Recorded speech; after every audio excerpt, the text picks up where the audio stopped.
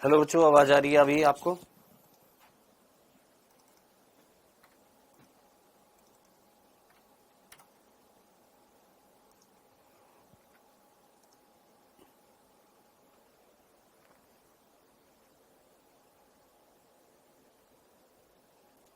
दूसरा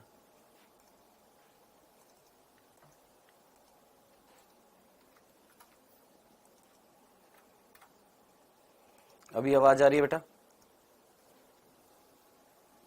वो करना है यार।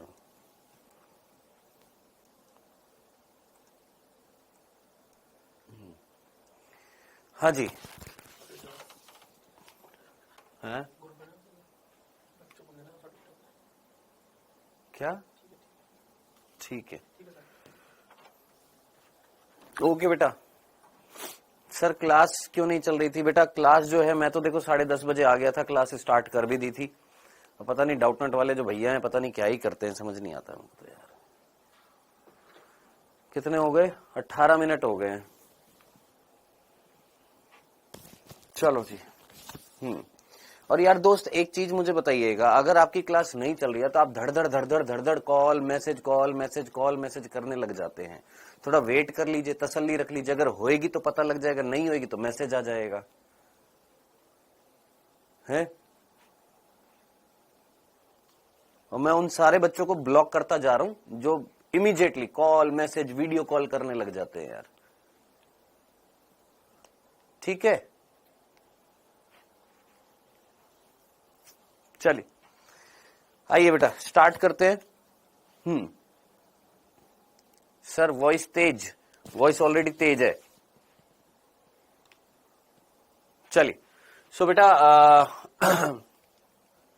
शुरुआत ही ऐसी कर दी है। हम यहां पर पढ़ रहे थे क्या? जैवणु पढ़ रहे थे, और इस जैवणु में आज हम पढ़ने वाले हैं क्या? न्यूक्लिक अम्ल पढ़ने वाले हैं, न्यूक्लिक एसिड पढ़ने वाले हैं। न्यूक्लिक एसिड इसकी हम बात करने वाले हैं। क्लास ज्यादा लंबी नहीं लेगी, ठीक है? क्लास ज्यादा लंबी नहीं रहेगी, छोटी सी क्लास रहेगी, ठीक है?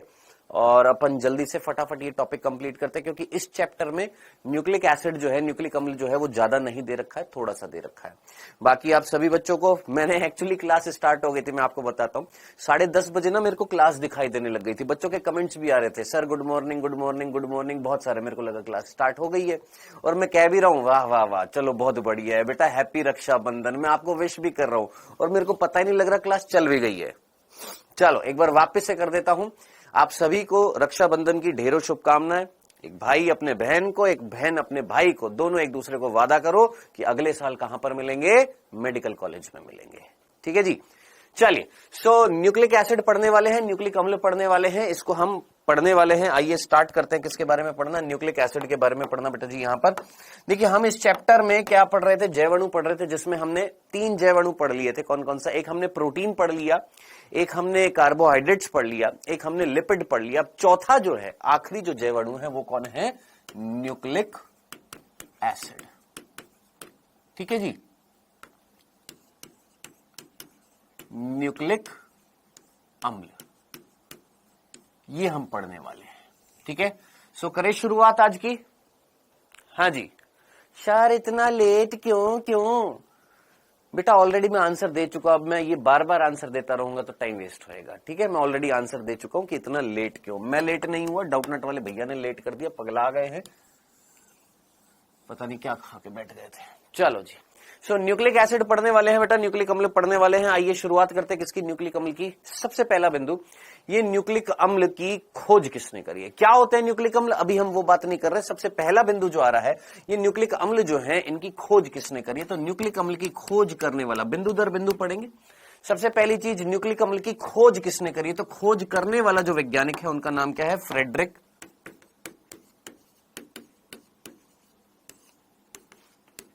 मिश्चर।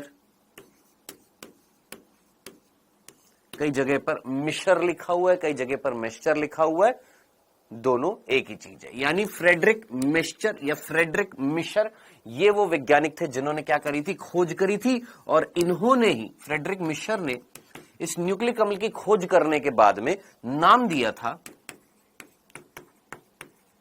न्यूक्लिक अम्ल को नाम दिया न्यूक्लिक अम्ल को नाम दिया, क्या नाम दिया, याद रखना, न्यूक्लीन।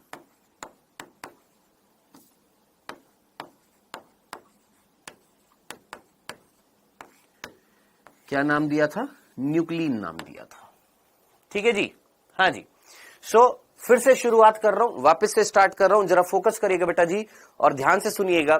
ये जो टॉपिक है आपका 12th क्लास का एक चैप्टर है मॉलिक्यूलर बेसिस ऑफ इनहेरिटेंस, वंशागति का आणविक आधार, वहां पर भी आता है कौन सा, न्यूक्लिक एसिड। तो ध्यान से सुन लीजिएगा, इसी में डीएनए आरएनए की बात करते हैं, तो ध्यान से सुनिएगा। न्यूक्लिक एसिड क्या, न्यूक्लिक एसिड क्या होते हैं अभी हमने नहीं पढ़ा है। न्यूक्लिक एसिड की खोज देखी है। न्यूक्लिक एसिड की खोज किसने करी थी, फ्रेडरिक मेस्चर ने करी थी। और न्यूक्लिक अम्ल को उन्होंने, किसने, फ्रेडरिक मेस्चर ने न्यूक्लिक अम्ल को क्या नाम दिया था, याद रखना, फ्रेडरिक मेस्चर ने न्यूक्लिक अम्ल को नाम दिया था क्या, न्यूक्लीन। क्या ये पहला बिंदु इतना सा समझ में आ गया? क्या सर ये पहली स्लाइड है? यस बेटा, ये फर्स्ट स्लाइड है। हम क्या बात कर रहे हैं सर, हम जो है वो न्यूक्लिक अम्ल की बात कर रहे हैं। किसकी बात कर रहे हैं, न्यूक्लिक अम्ल की बात कर रहे हैं, जिसमें डीएनए आरएनए की हम बात करते हैं, जिसमें हमने अभी अभी स्टार्ट किया है। क्लास जो है 15-20 मिनट लेट हो गई थी, मेरी वजह से नहीं हुई थी, मैं तो आ गया था टाइम पर, किसी कारणवश टेक्निकल प्रॉब्लम के कारण से वो नहीं हुई थी। ठीक है दोस्त। दूसरा, हमने अभी अभी स्टार्ट करी है क्लास, फिर से रिपीट कर देता हूं, अभी अभी स्टार्ट करी है क्लास, पढ़ रहे हैं चौथा जैव अणु जिसका नाम है न्यूक्लिक एसिड, न्यूक्लिक अम्ल, जिसमें सबसे पहला बिंदु हमने पढ़ा है कि ये न्यूक्लिक अम्ल क्या होते हैं, ये तो अभी नहीं पढ़ा। न्यूक्लिक अम्ल किसने खोजा है, फ्रेडरिक मेस्चर ने खोजा था, और इन्हीं फ्रेडरिक मेस्चर ने इन न्यूक्लिक अम्ल को क्या नाम दिया था, न्यूक्लीन नाम दिया था। डन, इतनी सी बात सभी को क्लियर है? डन डना डन डन, आगे बढ़े। हाँ जी, चलें आगे, आइए दूसरा बिंदु। अब मत कहिएगा सर फिर से रिपीट कर दो बेटा, ऑलरेडी मैं 2-3 बार रिपीट कर चुका हूं। ठीक है, अब आपने ये तो कह दिया कि सर ये जो न्यूक्लिक एसिड जो होते हैं, जैसे ये जो आपको दिखाई दे रहा है, ये डीएनए है ना, ये जो न्यूक्लिक एसिड जो होते हैं, ये जो न्यूक्लिक एसिड जो होते हैं, इनकी खोज तो इन्होंने कर दी, लेकिन इन्होंने तो नाम न्यूक्लीन दिया था। हम तो नाम न्यूक्लिक एसिड पढ़ते हैं, तो ये न्यूक्लिक एसिड शब्द किसने दिया, तो न्यूक्लिक अम्ल शब्द जो है वो किसने दिया था, याद रखना। न्यूक्लिक अम्ल शब्द ये देने वाला वैज्ञानिक कौन था, याद रखिएगा, भूल ना जाइएगा, आल्टमैन। आल्टमैन वो वैज्ञानिक थे जिन्होंने न्यूक्लिक एसिड शब्द दिया। खोज इन्होंने नहीं करी है, खोज इन्होंने करी, लेकिन उन्होंने नाम क्या दिया, न्यूक्लीन। बाद में नाम चेंज किया, क्या, न्यूक्लिक एसिड नाम रखा गया, किसने, आल्टमैन ने। हाँ जी, बोलिए, क्या यहां तक की बात समझ में आई? क्या यहां तक चीज क्लियर है? हाँ जी सर, टोटल 4 ही जैव अणु है इस चैप्टर में, 4 जैव अणु है। वैसे हम एंजाइम भी पढ़ेंगे, वो भी एक प्रकार का जैव अणु जो प्रोटीन प्रकृति के होते हैं। ठीक है दोस्त, चलो जी। सो यहां तक की बात समझ में आ गई? यहां तक कोई कंफ्यूजन? यहां तक? चलो आगे बढ़ते हैं। नेक्स्ट तीसरा बिंदु मैं आपसे पूछूंगा, फटाफट खत्म करते हैं, आराम से छुट्टी मनाइएगा, जल्दी से खत्म करते हैं, मतलब जल्दी से ऐसा नहीं कि 5 मिनट में खत्म करते, टाइम तो लगेगा। हाँ जी, ये जो न्यूक्लिक अम्ल जो होते हैं, क्या ये सूक्ष्म अणु है या ये दीर्घ अणु है? फटाफट। सर बाद में न्यूक्लिक एसिड क्यों रखा? क्योंकि ये अम्लीय पदार्थ होते हैं, इसलिए न्यूक्लिक एसिड नाम रखा। थोड़ा बुद्धि लगा लिया करो कि इनको न्यूक्लीन वर्ड हटाकर न्यूक्लिक एसिड क्यों रखा, क्योंकि इनमें अम्ल मिल रहा होगा, ये अम्लीय होंगे, इसीलिए इनको हमने क्या बोला, न्यूक्लिक एसिड बोला।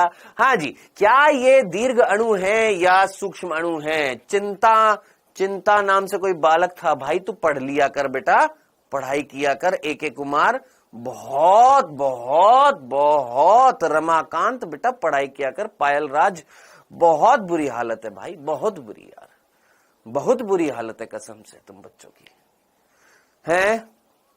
बहुत बुरी हालत है यार। आज का दिन है, त्योहार का दिन है, डांट मत खाना, थोड़ा सा कॉमन सेंस लगा लिया करो। ये दीर्घ अणु है या सूक्ष्म अणु है? क्या तुम इस चैप्टर को सीरियस नहीं ले रहे हो? कुछ बच्चे जो है बिल्कुल भी सीरियस नहीं लेते हो, हैं? बिल्कुल बिल्कुल, मतलब ठान रखा है कि सीरियस लेना ही नहीं है पढ़ाई को। इस चैप्टर की शुरुआत तुमने फर्स्ट लेक्चर से अगर करी होती तो तुम में से कोई भी आंसर ना देता कि ये सूक्ष्म अणु है। क्यों? क्योंकि ये दीर्घ अणु है, ये मैक्रो मॉलिक्यूल्स हैं, पढ़ लिया करो बेटा, पढ़ लिया करो, पढ़ाई कर लिया करो, कुछ नहीं रखा है जिंदगी में, ये शॉर्ट वॉर्ट कम देखा करो, पढ़ाई पर फोकस कर लो, ठीक है, नहीं तो बाद में फिर पछताओगे, बाद में अफसोस होएगा। सो बेटर है कि अभी ध्यान दे लो पढ़ाई में, ठीक है। ये कैसे होते हैं? दीर्घ अणु होते हैं ये बड़े अणु होते हैं, इनका आणविक भार 1000 डाल्टन से ज्यादा होता है, ठीक है। याद आ रहा है हमने कुछ खरल मूसल पढ़ा था, हमने एक जीवित ऊतक लिया था, सुयश नाम याद नहीं आ रहा? सुयश नाम है, इतना फेमस बालक है हमारी कक्षा का है। तो याद कर मैंने बोला था सुयश से क्या कि कोई ऊतक लिया, या तो पत्ती लिया या लीवर का कोई टुकड़ा लिया है, उसको हमने पीसा था, ट्राइक्लोरो एसिटिक अम्ल में पीसा था, एक पेस्ट बनाया था करदम जिसको बोला था, फिर उसको हमने एक कपड़े के अंदर डाला था, फिर उसको निचोड़ा था, तो नीचे क्या निकल गया था सर? जो नीचे निकला था वो अम्ल था, उसमें जल था, उसमें अम्ल घुलनशील पदार्थ मिल रहे थे। क्या मिल रहे थे? ये बालक जो भी कॉल कर रहे हैं ना तुमको पिटाई कर देंगे।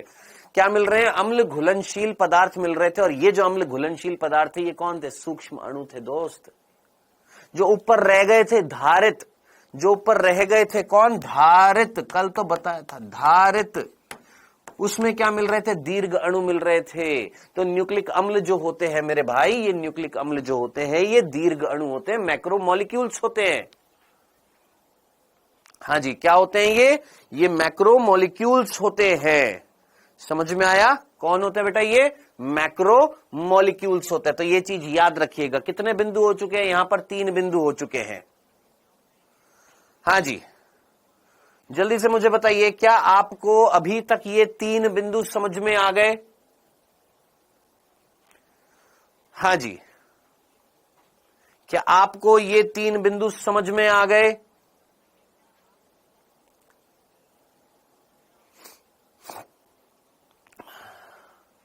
हाँ जी, आ गए हैं? चलें आगे।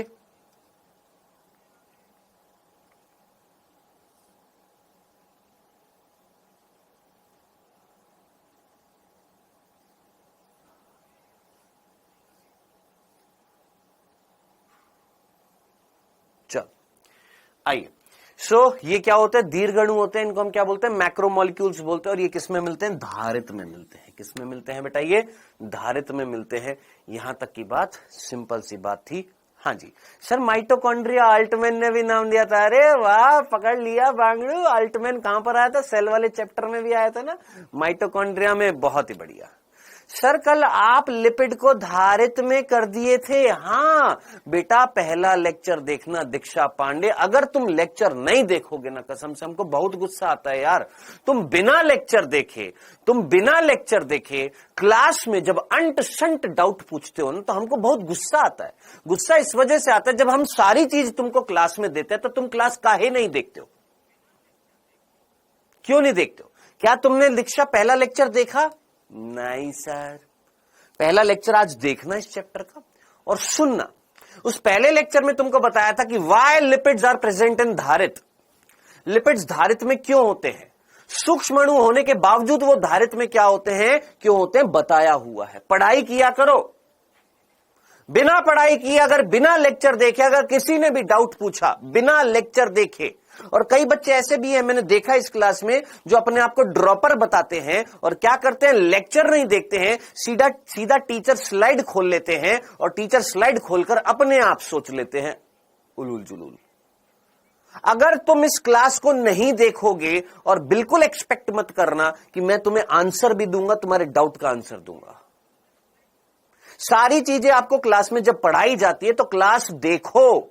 क्लास नहीं देखोगे तो सबसे बड़ी ड्रॉबैक है आपका। आइए, ये थे 3 बिंदु, वापस से रिपीट कर रहा हूं। न्यूक्लिक एसिड की खोज किसने करी है बेटा? फ्रेडरिक मेस्टर ने करी थी, जिन्होंने नाम दिया था न्यूक्लीन। न्यूक्लीन अम्ल जो होता है या न्यूक्लीन जो होता है, इसका नाम पलटकर हमने क्या रखा? न्यूक्लिक अम्ल, क्योंकि ये अम्लीय प्रकृति के होते हैं। और ये नाम न्यूक्लिक एसिड नाम किसने दिया था? ऑल्टमैन ने दिया था। ये दीर्घ अणु है क्योंकि इनका आणविक भार जो है 1000 डाल्टन से ज्यादा है। ये किसमें मिल रहे थे? धारित में मिल रहे थे। यानी जल्दी से सोच समझकर मुझे बताइएगा। चौथा बिंदु मैं यहां पर लिख देता हूं, फटाफट देखते हैं कितने बच्चे दिमाग लगाकर आंसर देते हैं। बताइए फटाफट, ये न्यूक्लिक अम्ल में घुलनशील है कि अम्ल में विलय है कि अम्ल में अविलय है? हाँ जी, वेल डन। लिपिड वाटर में इंसॉल्युबल था, बहुत ही बढ़िया मंतशा। हाँ जी, बाकी सभी बच्चे जल्दी से आंसर बताइएगा, फटाफट आंसर बताइएगा। ये एसिड सॉल्यूबल होते हैं या एसिड इनसॉल्यूबल होते हैं? अम्ल में घुलनशील होते हैं या अघुलनशील होते हैं? वेरी गुड, बहुत ही बढ़िया। अब हुई ना बात, अब हुई ना बात, ये हुई ना बात। तो ये अम्ल में अघुलनशील होते हैं, अविलय बोल सकता हूं इनको, अघुलनशील या अविलय, इनसॉल्यूबल। ठीक है जी। सर ये कब पढ़ाया? फर्स्ट लेक्चर में पढ़ा दिया था बांगड़ू तुमको, फर्स्ट लेक्चर में ये चीज बता दी थी, इस चैप्टर के फर्स्ट लेक्चर में ये चीज बता दी थी। अगर आप लेट आए हैं तो लेक्चर कंप्लीट करिए, और अगर आप आए हैं तो अपने नोट्स में देखिए पढ़ाया हुआ है। चलिए, सो ये टोटल कितने बिंदु हो गए? 4 बिंदु हो गए। 5वें बिंदु पर बढ़ते हैं सीधा सीधा फटाफट। अगर ये दीर्घ अणु हैं, अगर ये मैक्रोमोलिक्यूल्स हैं, अगर ये बड़े अणु हैं, तो जरा सोच, क्या ये बहुलक होंगे किसी ना किसी के? सोच, जैसे प्रोटीन क्या था, दिमाग लगा, फटाफट सोच। प्रोटीन प्रोटीन प्रोटीन प्रोटीन क्या था? प्रोटीन भी दीर्घ अणु था। किससे बना हुआ था? इकाइयों से। पॉलीसेकेराइड क्या था? पॉलीसेकेराइड भी दीर्घ अणु था। किससे बना हुआ था? इकाइयों से, मोनोसेकेराइड से। अब जरा सोच, ये न्यूक्लिक एसिड जो है ये भी दीर्घ अणु है। कौन? न्यूक्लिक एसिड जो है ये दीर्घ अणु है, तो डेफिनेटली ये क्या होंगे सर? बहुलक होंगे, इनकी इकाइयां होंगी। हाँ सर, न्यूक्लिक एसिड बहुलक होते हैं, न्यूक्लिक एसिड बहुलक होते हैं। अब आप पूछेंगे किसके बहुलक होते हैं? ये न्यूक्लिक एसिड किसके बहुलक होते हैं? न्यूक्लिक एसिड जो दीर्घ अणु है ये बहुलक होते हैं। आंसर इज, ये किसके बहुलक होते हैं? तो याद रखना, ये न्यूक्लियोटाइड के बहुलक होते हैं।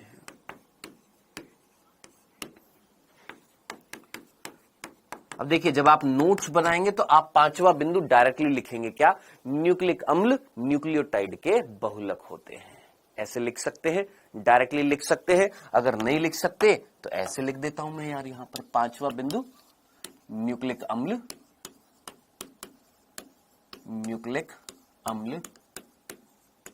न्यूक्लियोटाइड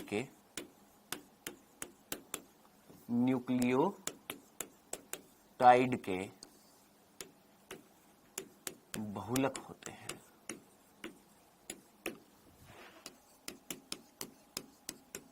सर समझ नहीं आया। मैंने कहा इधर देख, मैंने कहा ये देख, सपोज ये एक न्यूक्लियोटाइड है, एंटी मीन्स न्यूक्लियोटाइड,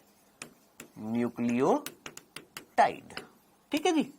तो एंटी मतलब कौन है? Nucleotide, nucleotide nucleotide nucleotide nucleotide nucleotide nucleotide. अब खुद सोचिए, यहां पर कई सारे न्यूक्लियोटाइड, हजारों की तादाद में न्यूक्लियोटाइड मिलकर क्या बना रहे हैं? एक श्रृंखला बना रहे हैं, एक चेन बना रहे हैं। और ये जो चेन जो है, ये जो चेन जो आपको दिखाई दे रही है, ये जो श्रृंखला आपको दिखाई दे रही है, इसको हमने न्यूक्लिक अम्ल बोला। बताइए, देख मेरे भाई, जो 11th और 12th क्लास में उनको ध्यान से पढ़िएगा, वो ध्यान से पढ़िएगा। बाकी जो ड्रॉपर है उनको तो बहुत आसानी से समझ में आ रहा होगा क्या, कि न्यूक्लिक अम्ल जो होते हैं वो किसके पॉलीमर होते हैं? बहुलक मीन्स पॉलीमर। किसके पॉलीमर होते हैं, किसके बहुलक होते हैं? तो हमने बोला न्यूक्लियोटाइड के होते हैं। ये nucleotide nucleotide nucleotide nucleotide nucleotide ऐसे कई सारे न्यूक्लियोटाइड आपस में जुड़ जाते हैं और क्या बनाते हैं? एक श्रृंखला बनाते हैं। वो श्रृंखला क्या कहला रही है सर? वो चेन जो है वो न्यूक्लिक अम्ल कहला रही है। डन। अब हर क्वेश्चन में एक आंसर मिलेगा और फिर उस आंसर के बाद में क्वेश्चन आएगा। सर ये तो समझ में आ गया कि न्यूक्लिक अम्ल न्यूक्लियोटाइड से बने हुए, जैसे प्रोटीन जो है अमीनो एसिड से बने हुए थे, है ना। जैसे दीवार जो है ईंट से बनी हुई है, तो दीवार की इकाई कौन? ईंट। प्रोटीन की इकाई कौन? अमीनो अम्ल। पॉलीसेकेराइड की इकाई कौन? मोनोसेकेराइड। न्यूक्लिक अम्ल की इकाई कौन? न्यूक्लियोटाइड। चलो ये तो ठीक है ना। सर ये न्यूक्लियोटाइड क्या होता है? और ये कौन सा बंध है जिससे ये जुड़े रहते हैं? मैंने कहा सब कुछ आज ही पढ़ेंगे, तरीके से पढ़ेंगे, तसल्ली से पढ़ेंगे। अभी यहां तक के बिंदु में इतनी सी बात समझ में आ गई कि न्यूक्लियोटाइड मिलकर क्या बनाते हैं? न्यूक्लिक अम्ल बनाते हैं। डन। चलें आगे, आइए छठा बिंदु, और वो ये है, सर ये न्यूक्लियोटाइड क्या है? ये न्यूक्लियोटाइड क्या होता है? तो मैंने बोला न्यूक्लियोटाइड जो होता है ना, ये तीन चीजों से मिलकर बना होता है। क्या सर? ये न्यूक्लियोटाइड जो होता है इसके तीन भाग होते हैं। क्या? एक न्यूक्लियोटाइड तीन चीजों से मिलकर बना होता है। फिर से सुन, क्या बोला? एक न्यूक्लियोटाइड, ये एक न्यूक्लियोटाइड जो तेरे को दिखाई दे रहा है, सपोज ये एक न्यूक्लियोटाइड है, ये तीन चीजों से मिलकर बना हुआ है। इस तरीके से ये मान ली ये तीन चीजें हैं, ये तीन चीजें मिलकर क्या बना रही है? एक न्यूक्लियोटाइड बना रही है। सर ये तीन भाग कौन है? ये तीन चीजें कौन है? तो सबसे पहली चीज जो होती है उसको हम बोलते हैं फॉस्फेट समूह। कौन सा समूह? फॉस्फेट समूह। दूसरा होता है शर्करा, और तीसरा होता है नाइट्रोजन क्षार।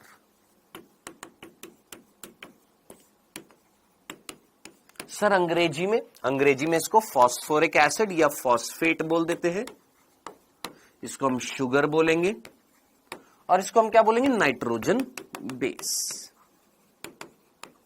ठीक है जी, सिंपल। अब एक एक के बारे में पढ़ेंगे, लेकिन एक एक के बारे में पढ़ने से पहले जरा इधर देख, यहां पर कुछ चीजें आपकी एनसीईआरटी में लिखी हुई हैं। ये सब कुछ, ये डायग्राम, ये सब कुछ मैं बताऊंगा, एक एक करके बताऊंगा। ठीक है, अभी इधर फोकस करना। छठा बिंदु जो था वो ये था कि भैया एक न्यूक्लियोटाइड जो होता है वो तीन चीजों से मिलकर बना होता है। एक होता है फॉस्फेट समूह, एक होती है शर्करा, और एक होता है नाइट्रोजन क्षार। ये तीन चीजें मिलकर किसका निर्माण करती है? न्यूक्लियोटाइड का निर्माण करती हैं। ठीक है जी, डन। अब एक एक के बारे में पढ़ेंगे। आइए सबसे पहले किसके बारे में पढ़ेंगे? फॉस्फेट समूह। अच्छा, इसको दिखाने के लिए ये देखिए, यहां पर ये देख, ये तेरा ये न्यूक्लियोटाइड है तेरे सामने, जिसमें से ये वाला भाग जरा फोकस करके देखिएगा, ये है फॉस्फेट समूह, तुमको दिखाई दे रहा है। ये है शर्करा, तुमको दिखाई दे रही है, और ये है नाइट्रोजन बेस, नाइट्रोजन क्षार। ये तीन चीजें मिलकर क्या कहलाती हैं? न्यूक्लियोटाइड कहलाती हैं। इतनी सी बात समझ में आई? यहां पर कोई दिक्कत, यहां पर कोई कंफ्यूजन, किसी को कोई दिक्कत है यहां तक? हाँ जी, दीक्षा, सूर्यवंशी, आराम से चीज समझ में आ रही है? यहां तक की बात समझ में आई? जो मैंने अभी तक ये 6 बिंदु बोले हैं, यहां तक सभी को क्लियर हो चुके हैं? डन क्लियर है? वापस से रिपीट कर रहा हूं, जल्दी से सुन। न्यूक्लिक अम्ल की खोज किसने करी है? फ्रेडरिक मेस्टर ने करी है, जिन्होंने नाम दिया था न्यूक्लिन नाम पलटकर क्या रखा गया? न्यूक्लिक अम्ल रखा गया। किसने रखा? आल्टमैन ने। ये क्या होते हैं? दीर्घ अणु होते हैं, क्योंकि इनका आणविक भार क्या होता है? 1000 डाल्टन से ज्यादा होता है। ये अम्ल में कैसे थे? अघुलनशील थे, इसीलिए ऊपर रह जाते, कपड़े के ऊपर, यानी धारित में रह जाते हैं। पांचवा बिंदु, न्यूक्लिक अम्ल जो होते हैं वो किसके बहुलक होते हैं? न्यूक्लियोटाइड के बहुलक होते हैं। सर ये न्यूक्लियोटाइड क्या होता है? हमने बोला न्यूक्लियोटाइड जो होता है वो तीन भागों से बना होता है, फॉस्फेट समूह, शर्करा, नाइट्रोजन क्षार। अब आप पूछेंगे इनके बारे में तो बताइए। मैंने कहा आइए देखते हैं। यहां पर वैसे इस डायग्राम में ये फॉस्फेट है, ये शर्करा है, ये नाइट्रोजन क्षार है। एक एक करके पढ़ते हैं। सबसे पहले कितने बिंदु हो गए थे हमारे? 6 हो गए थे ना? 6। चलिए सातवां बिंदु आगे बढ़ने से पहले, ये न्यूक्लियोटाइड के तीनों भाग देखने से पहले, ये न्यूक्लियोटाइड के 3 भाग देखने से पहले एक और बिंदु सुन लीजिएगा। देखिए हमने बोला न्यूक्लियोटाइड जो है वो 3 चीजों से बना हुआ है। P means phosphate, S means शर्करा, शुगर, और एनबी मींस नाइट्रोजन बेस, है ना? 3 चीजें थी, phosphate, sugar, nitrogen base. Phosphate, शर्करा, नाइट्रोजन बेस। डन। आइए अब याद रखना है, आपने भूलना नहीं है, ये दोनों जो होते हैं शुगर और नाइट्रोजन बेस, इन दोनों को बोला जाता है न्यूक्लियोसाइड। क्या बोला जाता है? न्यूक्लियोसाइड। क्या बोला जाता है? न्यूक्लियोसाइड। तो न्यूक्लियोसाइड किससे बना होता है? शर्करा और नाइट्रोजन बेस, ये शर्करा और ये नाइट्रोजन बेस, ये दोनों मिलकर क्या कहलाते हैं? न्यूक्लियोसाइड। और अगर फॉस्फेट जोड़ दूं, क्या जोड़ दूं? फॉस्फेट जोड़ दूं, तो क्या बन जाता है? न्यूक्लियोटाइड। सिंपल सा था, इतनी सी बात समझ में आई। अब जरा सोचिए, इसी फॉर्मूले को या इसी चीज को मैं ऐसे भी लिख सकता हूं, nucleotide is equals to P plus nucleoside. सोचिए, क्या ये बच्चों वाली चीज, साधारण बच्चों वाली चीज आपको समझ में आई है? इतनी सी बात समझ में आई है?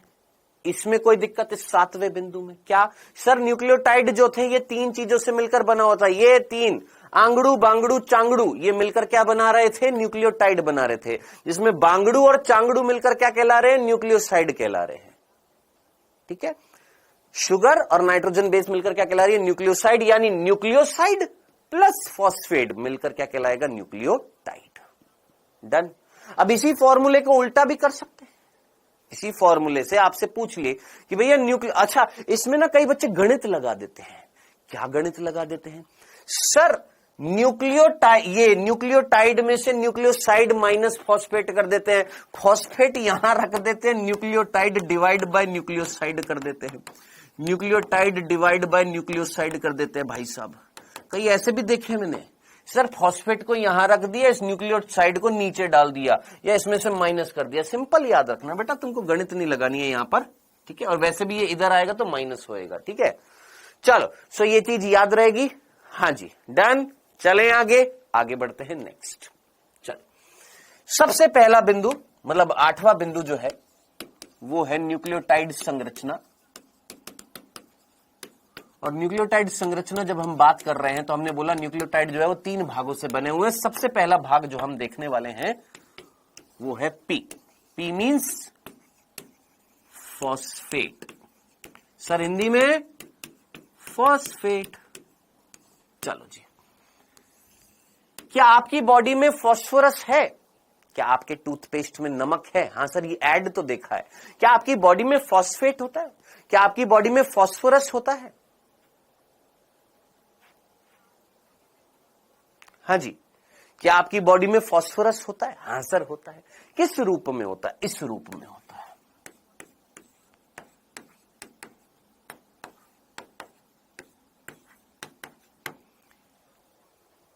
इस रूप में होता है। इसको हम बोलते हैं क्या? ऑर्थो या ortho phosphate. Simple formula H3PO4। Simple, क्या बोला हमने? H3PO4 orthophosphate. ये आर्थोफॉस्फेट है। और याद रखना, आपकी बॉडी में, प्लांट्स की बॉडी में, पादपों के शरीर के अंदर, मानव शरीर के अंदर, किसी भी जीव के शरीर के अंदर जो फास्फोरस जो होता है वो इस रूप में मिलता है, जिसका नाम होता है आर्थोफॉस्फेट। याद रखना, H3PO4। डन।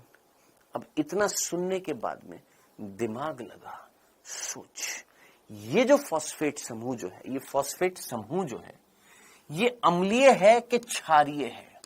सोच, ये नेगेटिव चार्ज प्रोड्यूस करेगा कि पॉजिटिव चार्ज प्रोड्यूस करेगा? जल्दी से आंसर बताना। ये नेगेटिव चार्ज प्रोड्यूस करेगा कि पॉजिटिव चार्ज प्रोड्यूस करेगा? देखकर पता लग गया, देखकर पता लग गया। अम्लीय है कि क्षारीय है, ऋणात्मक आवेश का है कि धनात्मक आवेश का है? आई होप इतनी सी बात समझ में आ गई होगी। इतनी सी बात समझ में आ गई होगी। तो ये फॉस्फेट समूह जो होता है ये कैसा चार्ज उत्पन्न करता है? नेगेटिव चार्ज देता है। याद रखना, ये कौन सा चार्ज होता है? कैसा चार्ज पार्टिकल है? कैसा आवेश का है ये नेगेटिवली चार्ज होता है। कैसा होता है ये? नेगेटिवली चार्ज होता है। नेगेटिवली चार्ज होता है। कौन? आपका फॉस्फोरिक अम्ल या आपका फॉस्फेट समूह कैसा होता है? नेगेटिवली चार्ज होता है। याद रखना, ये था पहला भाग। कौन भैया? हमारा न्यूक्लियोटाइड में कौन? फॉस्फेट समूह। Done, clear. चले आगे, आइए दूसरा कौन था? शर्करा। शुगर, लेकिन कौन सी शर्करा, कौन सी शुगर, याद रखना पेंटोज, पेंटोज शर्करा। अब आप में से कितने बच्चों को पेंटोज शर्करा याद आ रही है? याद कर, सूत्र क्या था? C5H10O5, याद आ रहा है? मोनोसेकेराइड थी कि नहीं थी? हां सर, मोनोसेकेराइड थी। मोनोसेकेराइड थी या नहीं थी? यस शबाना, बहुत ही बढ़िया सर। इसी फॉस्फेट के कारण नेगेटिव चार्ज होता है ना डीएनए पर। हाँ बेटा, डीएनए पे भी होता है, आरएनए पे भी होता है नेगेटिव चार्ज, इसी के कारण। अभी आएगा, आएगा, सारी चीजें आएंगी। एक बार पूरा चैप्टर, मतलब ये पूरा टॉपिक सुन लो, चीज समझ में आ जाएगी, कोई डाउट नहीं बचेगा। इतनी श्योरिटी, इतनी गारंटी ले रहा हूं, पहले ध्यान से सुनो। हाँ भैया, पेंटोज शर्करा याद आ रही है? हाँ सर, पेंटोज शर्करा याद आ रही है। अच्छा चलो एक काम करते, देखते आप में से कौन कितने बच्चे जो सीरियसली पढ़ते हैं। जल्दी से मुझे बताइए, पेंटोज शर्करा के उदाहरण मैंने आपको क्या क्या बताए थे, फटाफट देखते हैं। जल्दी जल्दी जल्दी जल्दी एक साथ लिखो सारे के सारे। देखो, अपने दिमाग पर जोर डालो। पढ़ाई ऐसे ही होगी बेटा, जब तक तुम चीजों को रिवाइज नहीं करोगे, जब तक तुम अपने दिमाग पर जोर नहीं डालोगे, तो कैसे काम चलेगा। देखते कौन आंसर देगा। सर राइबोज, चलो ठीक है। सर डीऑक्सी राइबोज, चलो ठीक है। इन दोनों के अलावा, इन दोनों के, यही दो याद रखने के लिए बोले थे क्या? सोच, क्या मैंने तेरे को राइबोज, क्या मैंने स्टार बनाकर डीऑक्सी राइबोज बोला था? हाँ सर। क्या सिर्फ यही दो एग्जाम्पल दिए थे क्या पेंटोज शर्करा के, और नहीं थे? राइबोज, राइब्यूलोज नहीं था, अरेबिनोज, जाइलुलोज, क्या ये एग्जाम्पल नहीं याद आ रहे आपको? हाँ सर, याद आ रहे हैं। Ribose, ribulose, xylulose, arabinose, deoxyribose, ये 5 एग्जाम्पल मैंने आपको दिए थे। किसके? पेंटोज शर्करा के। दिए थे ना, दिए थे ना, जिसमें अभी यहां पर राइबिलोज की, जाइलुलोज की, अरेबिनोज की जरूरत नहीं है, केवल किसकी जरूरत है? इन दोनों की जरूरत है। किसकी? राइबोज की और डीऑक्सीराइबोज की। क्यों सर? किस लिए सर? इसलिए बेटा, क्योंकि आपका, अच्छा फॉस्फेट समूह यहां पर मैंने यहां पर दिखा दिया, ठीक है। दिस इज फॉस्फेट, जो मैंने यहां पर बना दिया था, यहां पर इस स्लाइड में भी बनाया हुआ है, ताकि आपको कोई कंफ्यूजन ना हो। दिस इज फॉस्फेट समूह, ठीक है। दूसरा हम पढ़ रहे थे क्या? शर्करा, है ना। शर्करा में मैंने बोला कि भैया 2 प्रकार की शर्करा देखने वाले, एक राइबोज और एक डीऑक्सीराइबोज। क्यों सर? रीजन क्या है सर? क्योंकि बेटा आपके जो न्यूक्लिक एसिड जो होते हैं, जो हम पढ़ रहे हैं न्यूक्लिक एसिड, जो किससे बने हुए हैं? न्यूक्लियोटाइड से बने हुए हैं। न्यूक्लियोटाइड से बने हुए हैं, ठीक है ना। न्यूक्लिक एसिड किससे बने? न्यूक्लियोटाइड से बने हुए। ये न्यूक्लिक एसिड 2 प्रकार के होते हैं। ये न्यूक्लिक एसिड 2 प्रकार के होते हैं। एक का नाम होता है डीएनए, एक का नाम होता है आरएनए। नाम आप सभी ने सुना हुआ है। एक होता है डीएनए और एक होता है क्या? आरएनए। डीएनए की फुल फॉर्म डीऑक्सी राइबो या ribose nucleic acid, ribose nucleic acid.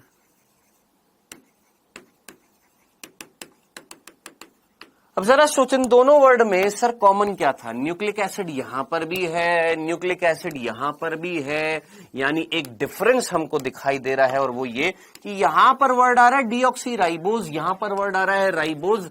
Short में हम क्या बोलते थे? Deoxy ribo. क्या बोलते थे? राइबोज ना बोलकर क्या बोलते? Deoxy ribo nucleic acid. Ribo nucleic acid पूरा नहीं बोलते, राइबोज न्यूक्लिक एसिड नहीं बोलते, है ना। शॉर्ट में बोलते डीऑक्सी राइबोज। चलो, है क्या ये deoxy ribose nucleic acid, ribose nucleic acid. अब इतना तो कॉमन सेंस आप लगा सकते हैं कि डीएनए जो होगा उसमें जो शर्करा मिलेगी वो कौन सी होगी? Deoxy ribose. और आरएनए में जो शर्करा होएगी वो कौन सी होएगी? राइबोज होएगी। अब जरा खुद सोच, डीएनए किससे बना हुआ है? न्यूक्लियोटाइड से। आरएनए किससे बना हुआ है? न्यूक्लियोटाइड से। यानी यहां पर जो न्यूक्लियोटाइड होंगे उनमें क्या होगी? Deoxy ribose. यहां पर जो न्यूक्लियोटाइड होंगे उनमें क्या होगी? राइबोज होगी, ठीक है। तो यहां पर दोस्त 2 प्रकार की शर्करा होती है, एक होती है राइबोज, एक होती है डीऑक्सी राइबोज। राइबोज किसमें मिलती है? आरएनए में। डीऑक्सी राइबोज किसमें मिलती है? डीएनए में। इतनी सी बात समझ में आ गई है, कोई तकलीफ तो नहीं थी। अभी डायग्राम से भी बना दूंगा, बाकी इन दोनों का डायग्राम आपको याद है। ये ऑक्सीजन थी, ये कार्बन था, और ये इस तरीके से दूसरा जो कार्बन था। अच्छा, मैं एक और चीज पूछने वाला हूं आप सभी से, देखते हैं कितने बच्चे आंसर दे पाएंगे। मेरे ख्याल से सभी बच्चे आंसर दे पाएंगे। ये आपको जल्दी से बताइए, जो डायग्राम मैंने बनाया ये राइबोज है कि डीऑक्सी राइबोज है? फटाफट, हाँ जी जल्दी से फटाफट बताइएगा, ये राइबोज है कि डीऑक्सी राइबोज है? तुरंत आंसर दीजिएगा, फटाफट दीजिएगा। ये राइबोज है कि डीऑक्सी राइबोज है? जल्दी जल्दी जल्दी जल्दी जल्दी जल्दी। राइबोज है कि डीऑक्सी राइबोज है? देखने से पता लग रहा है, पता लग रहा है सर वायरस का जेनेटिक मटेरियल क्या होता है? डीएनए भी हो सकता है, आरएनए भी हो सकता है। हाँ जी, ये कौन है बेटा? ये हमारा राइबोज है, ठीक है। डीऑक्सी राइबोज ये ऑलरेडी मैं आपको पहले भी बता चुका हूं, बार बार रिपीट करूंगा, टाइम वेस्ट होएगा। जो क्लास नहीं लेंगे उनको नहीं समझ में आएगा, जो क्लास लेंगे उनको समझ में आएगा।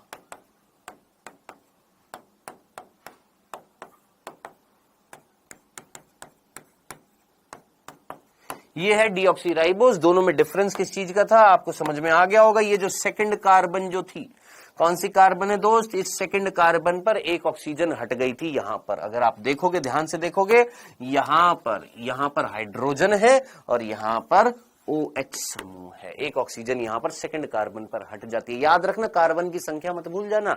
सेकंड कार्बन पर एक ऑक्सीजन डिलीट हो जाती है, वो क्या कहलाता है? Deoxy ribose. और ये भी बताया था ये क्यों हो रही है, रीजन बताया था। अगर नहीं पता तो क्लास देख लेना, बताया हुआ है।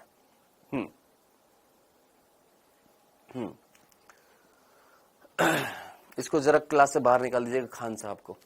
हाँ जी, जल्दी से मुझे बताइए, यहां तक की डन, यहां तक की बातें क्लियर हो चुकी है? यहां तक में कोई कंफ्यूजन तो नहीं था? यहां तक चीज क्लियर हो चुकी है? डंडना डंडन। क्यों ऑक्सीजन हटा दी थी? स्टेबिलिटी के लिए, स्थायीपन के लिए। क्या हटा दी थी हमने? ऑक्सीजन हटा दी थी। चलिए, तो ये थी बेटा जी शर्करा। याद रखना क्या पढ़ रहे हैं? न्यूक्लियोटाइड की संरचना पढ़ रहे हैं। इस न्यूक्लियोटाइड की संरचना में सबसे पहले फॉस्फेट समूह, फिर है हमारी शर्करा। शर्करा दो प्रकार की है, राइबोज, डीऑक्सी राइबोज। राइबोज किसमें मिलेगी? आरएनए में। डीऑक्सी राइबोज किसमें मिलेगी? डीएनए में मिलेगी। चलें आगे, आइए नेक्स्ट ये हमारी शर्करा है। आप सामने डायग्राम भी देख सकते हैं, फटाफट जल्दी से देखिएगा।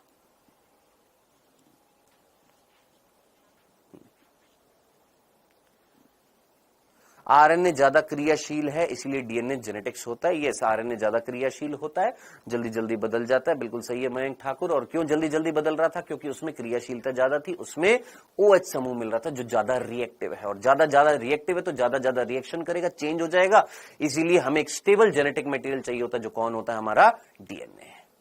ठीक है जी, चलें आगे बढ़ते हैं। नेक्स्ट पेंटोज शर्करा, ये हमारी हो चुकी है, दूसरा भाग था। अब है तीसरा भाग, और तीसरा भाग जो था वो कौन था? Nitrogen base. नाइट्रोजन क्षार, ठीक है। इसको पढ़ने से पहले जरा सोच समझकर मुझे बताइएगा, फॉस्फेट समूह कैसा चार्ज उत्पन्न कर रहा था? जल्दी से मुझे बताइएगा, फॉस्फेट समूह कैसा चार्ज उत्पन्न कर रहा था? मंजीत वर्मा क्लास देखना बेटा। मैं ना ऐसे बच्चों को अब बिल्कुल भी वो नहीं दूंगा जो क्लास नहीं देखते और फिर क्लास में बोलेंगे सर क्यों हटा दी थी ऑक्सीजन। बिल्कुल जवाब नहीं दूंगा बेटा, सब कुछ क्लास में बता दिया जाता है, आप क्लास चेक करिए, ठीक है। हाँ जी, फॉस्फेट समूह कैसा चार्ज दे रहा था? सर नेगेटिव चार्ज दे रहा था। सोच, इसके नाम में क्या आ रहा है? वो एक अम्ल था, नेगेटिव चार्ज दे रहा था। इसके नाम में क्या आ रहा है? जरा खुद सोच, यहां पर क्या आता हुआ दिखाई दे रहा है तेरे को? क्षार। और अगर क्षार आता हुआ दिखाई दे रहा है, यानी ये कैसे होंगे? सर ये क्षारीय होंगे। और अगर ये क्षारीय होंगे तो कैसा चार्ज देंगे? सर पॉजिटिव चार्ज देंगे। हाँ सर, है ना? कैसा चार्ज देंगे? सर पॉजिटिव चार्ज देंगे। मैंने कहा ठीक है, ओके। अभी इतना रहने देना, क्योंकि अभी कई बच्चों के कंफ्यूजन क्रिएट होने वाला। सर डीएनए तो नेगेटिव चार्ज होता है। मैंने कहा रुक जा, तसल्ली रख। अभी मैंने सिर्फ ये बताया कि ये कैसे होते हैं, क्षारीय समूह होते हैं, पॉजिटिव चार्ज देते हैं, ठीक है। आइए, अब ये होते क्या है? नाइट्रोजन क्षार होता क्या है? ये नाइट्रोजन बेस होते क्या है? नाइट्रोजन क्षार होते क्या है? तो देखिएगा बेटा, ये एक साइक्लिक रिंग होती है। अब साइक्लिक मींस यहां से एक चालू हुई, यहां यहां यहां यहां यहां, ये एक चक्रीय रिंग है, एक साइकिल से बनी हुई एक रिंग टाइप की स्ट्रक्चर है, साइक्लिक रिंग बोलते हैं इसको, ठीक है। तो याद रखना, नाइट्रोजन बेस जो होते हैं वो क्या होती है? एक साइक्लिक रिंग होती है। जैसे बेंजीन एक साइक्लिक रिंग है, ऐसे ये भी क्या होती है? साइक्लिक रिंग होती है, ठीक है सर। कौन सी साइक्लिक रिंग होती है, ध्यान से सुनना। ये दो प्रकार के होते हैं, ये दो प्रकार के होते हैं। अब मैं थोड़ा सा फास्ट भगाऊंगा, जिसको पढ़ना है शांति से पढ़ो और जिसको बातें करनी बात करता रह जाए, ठीक है। ये कितने प्रकार के होते हैं, दो प्रकार के होते हैं बेटा। एक का नाम होता है प्यूरिन और एक का नाम होता है पायरिमिडीन। एक होता है प्यूरिन और एक होता है पायरिमिडीन। प्यूरिन, पायरिमिडीन, ठीक है जी। तो ये दो प्रकार के होते हैं, एक होते हैं प्यूरिन और एक और पायरिमिडीन। सर ये प्यूरिन पायरिमिडीन क्या है, मैंने कहा आइए देखते हैं। प्यूरिन और पायरिमिडीन को पढ़ने से पहले जरा फोकस कर, आराम से सुन प्लीज। निकिता, अदिति सिंह, जितने भी बच्चे हैं, आपसे इतनी दरख्वास्त है, क्या कृपया करके आप अपने हाथों को थोड़ी देर के लिए पीछे रख सकते हैं। शिवानी नामदेव, आकांक्षा सिंह, थोड़ी देर के लिए रिक्वेस्ट है, मैं रिक्वेस्ट कर रहा हूं आपसे, बड़े लोग हो ना आप, आपसे रिक्वेस्ट कर रहा हूं, थोड़ी देर के लिए आप अपने हाथों को कंट्रोल करके चुपचाप शांति से सुन सकते हो, सुन सकते हो, ठीक है। प्लीज। किसकी बात कर रहे हैं, नाइट्रोजन बेस की बात कर रहे हैं। नाइट्रोजन बेस क्या है, रिंग्स है। कैसी रिंग है, साइक्लिक रिंग है। कितने प्रकार के, दो प्रकार के, प्यूरिन और पायरिमिडीन है, ठीक है। क्या होती है प्यूरिन, क्या होती है पायरिमिडीन, जिसने मेरे से पहले पढ़ा हुआ उसका रिवाइज होएगा, जिसने नहीं पढ़ा हुआ है तो ध्यान से सुन ले मेरे भाई। आपने ऐसी रिंग को बेंजीन रिंग बोला है ना, बेंजीन रिंग देखते हो ना आप, हाँ सर बेंजीन की एक रिंग होती है। देख जरा यहां पर ध्यान से देख, nitrogen carbon carbon carbon nitrogen carbon, और ये क्या आपको ये एक रिंग दिखाई दे रही है, हां सर रिंग दिखाई दे रही है।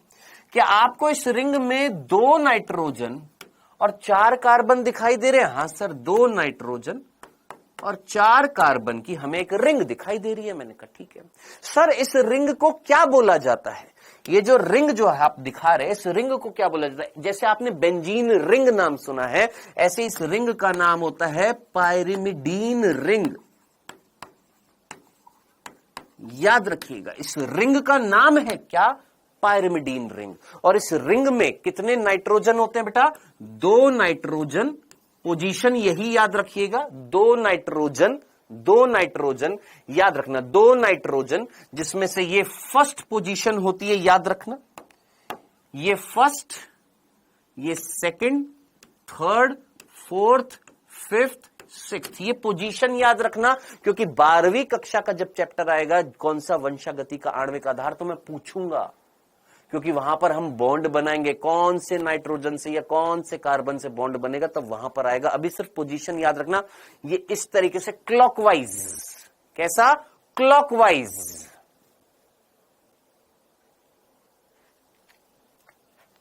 कैसा बेटा, क्लॉकवाइज, याद रखिएगा, याद रहेगा ये बात।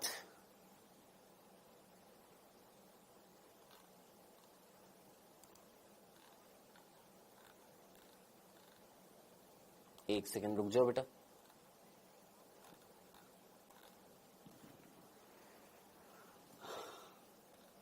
सभी को डन, क्लियर, चलो आइए ध्यान से सुनिएगा।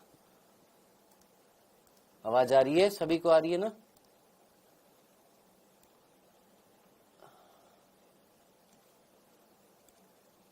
ठीक है जी।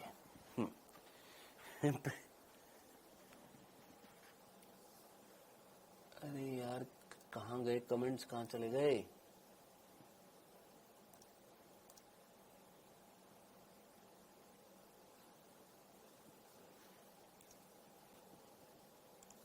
एक सेकंड रुक जाओ भाई।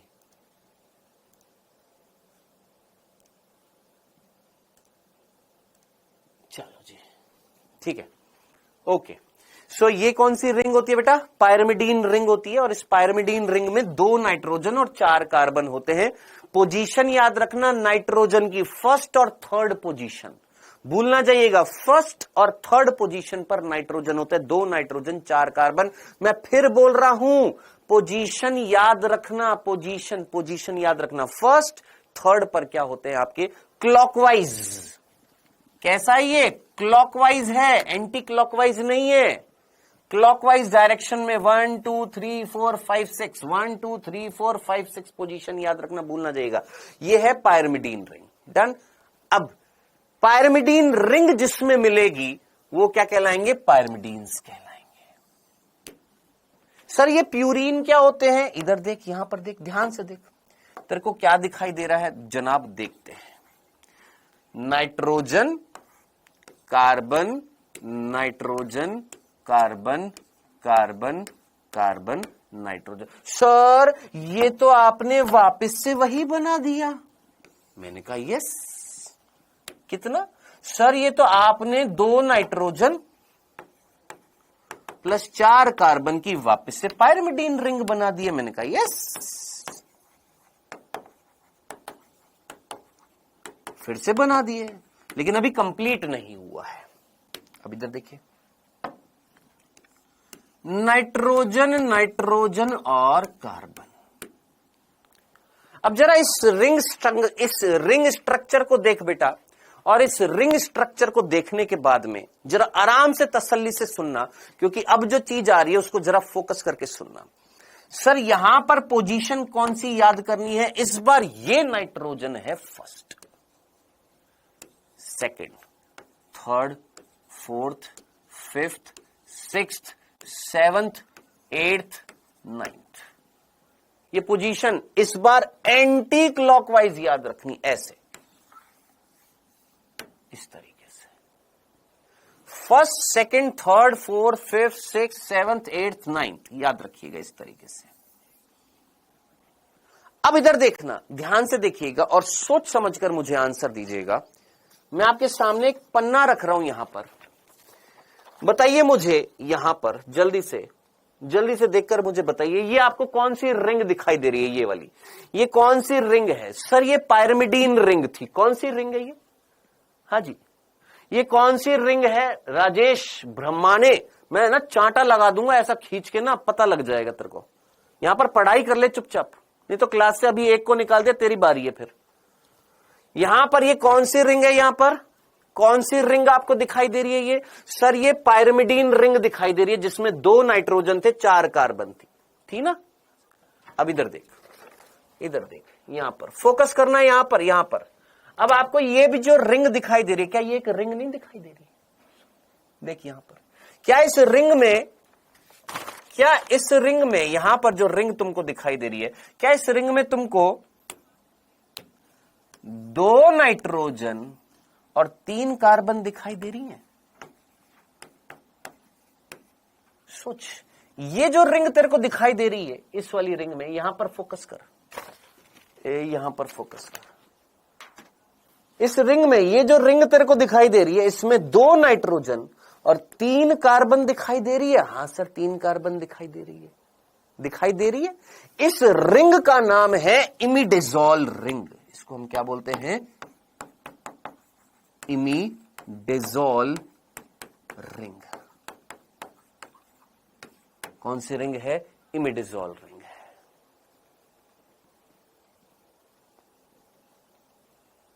ठीक है, अब आप मुझे बताइएगा, ये 2 रिंग आपको दिखाई दे रही हैं, पिरिमिडीन रिंग और इमिडेजोल रिंग। ऐसी 2 रिंग मिलकर जो संरचना बनती है उसको हम बोलते हैं प्यूरीन्स। तो हमने ना सीधा रटा 12वीं कक्षा में कि प्यूरीन का एग्जाम्पल एडेनिन, ग्वानिन, पिरिमिडीन का एग्जाम्पल थाइमीन, साइटोसिन, यूरासिल। आपने रटना नहीं, आपने चीजों को समझना है कि एग्जैक्टली पिरिमिडीन का मतलब क्या है, प्यूरीन का मतलब क्या है, क्या है प्यूरीन, क्या है पिरिमिडीन। तो बेटा प्यूरीन और पिरिमिडीन ये एक साइक्लिक रिंग होती हैं। क्या होती है? ये साइक्लिक रिंग होती है। पिरिमिडीन पिरिमिडीन रिंग से बनी होती है, जबकि प्यूरीन जो होती है वो पिरिमिडीन रिंग और इमिडाजोल रिंग इन दोनों से बनी होती है। ये दो रिंग मिलकर, कौन सी, इमिडाजोल और पिरिमिडीन रिंग मिलकर क्या बनाती हैं, प्यूरीन बनाती हैं। क्या इतनी सी बात समझ में आ गई है?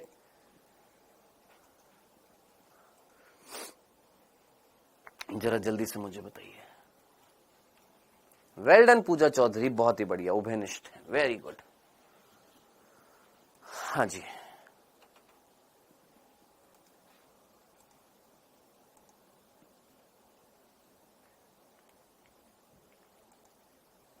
डन, क्लियर है।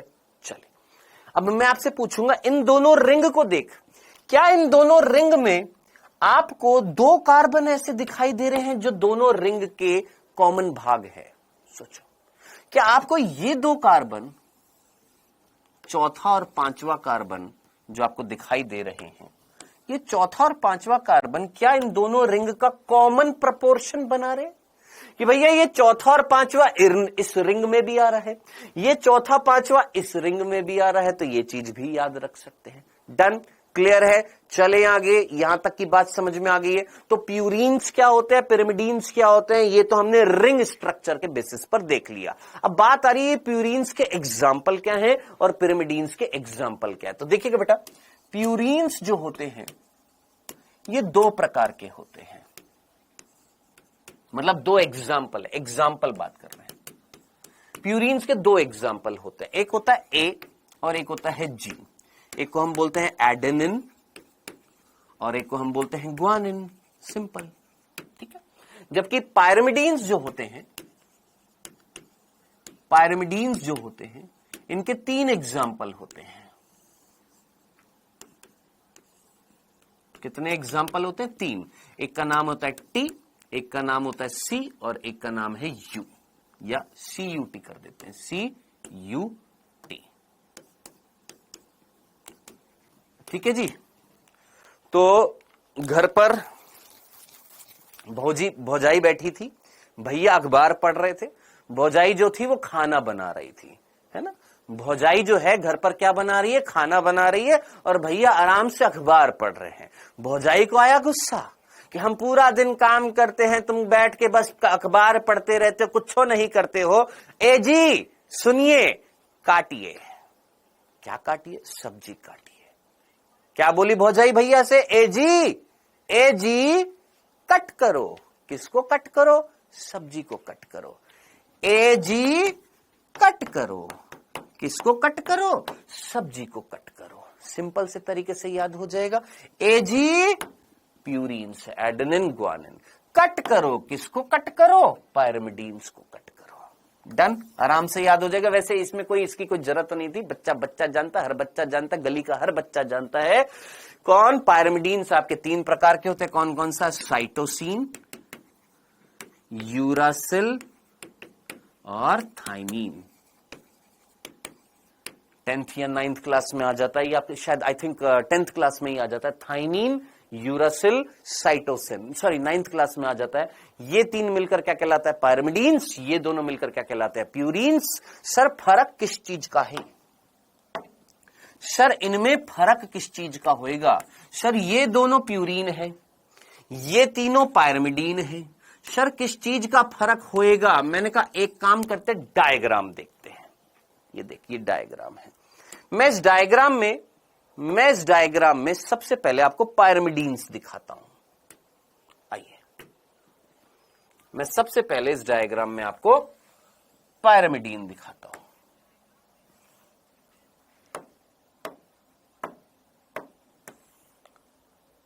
चलो जनाब, आराम से देखना इस पायरिमिडीन को। देख, आराम से देखिएगा। कहां से देखना स्टार्ट करना है? सबसे पहले इसको देख, आराम से देख, जूम करके देख, जूम बराबर जूम, आराम से देख। मेरे पास पूरा समय है, तेरे पास भी पूरा समय है, आराम से पढ़। देख, ये ले, देख इस पायरिमिडीन को देख, और जरा यहां पर पोजीशन देख, पोजीशन देख, पोजीशन देख, नाइट्रोजन की पोजीशन देख, फर्स्ट और थर्ड। कार्बन देख 4, nitrogen carbon, nitrogen, carbon, carbon, carbon. क्या आपको ये एक पायरिमिडीन रिंग दिखाई दे रही है? क्या मैंने यही पायरिमिडीन रिंग आपको बताई थी? First, second, third, fourth, fifth clockwise nitrogen, nitrogen first और थर्ड पोजीशन पर नाइट्रोजन, बाकी 4 कार्बन। क्या आपको ये क्लॉकवाइज दिखाई दे रही है कि एंटी क्लॉकवाइज? एक कह रहा है सर ये तो एंटी क्लॉकवाइज है। बांगड़ू, तूने घड़ी देखी है? घड़ी तेरी कैसे चलती है? तेरे घर पर जो घड़ी है, मुझे जल्दी से बता, तेरे घर पर घड़ी ऐसे चलती है कि ऐसे चलती है? बता मुझे, तेरे घर पर घड़ी कैसे चलती है? तेरे घर पर घड़ी, जल्दी मुझे बता, ऐसे चलती है, ऐसे चलती है कि ऐसे चलती है? उल्टा, ऐसे चलती है? बता। है बुद्धू? होगी ना गलती? ये क्लॉकवाइज है। सोच, ये 1 2 3 4 5 6 इस तरीके से चल रहा है ना नंबरिंग, तो इस तरीके से घड़ी चलती है आपकी, ठीक है, क्लॉकवाइज। अगर ऐसे होता तो एंटी क्लॉकवाइज बोलते, ठीक है। हाँ जी सर, आपने बाइंडिंग नहीं करी है? नहीं, इस चैप्टर में बाइंडिंग नहीं करेंगे बेटा। हम बाइंडिंग कौन से चैप्टर में करेंगे? वंशागतिक आणविक आधार है, उस चैप्टर में बाइंडिंग करेंगे, कौन से कार्बन से किस तरीके से बाइंडिंग होगी। डन। हम इस चैप्टर में नहीं करेंगे, ठीक है, समझ में आ रहा है?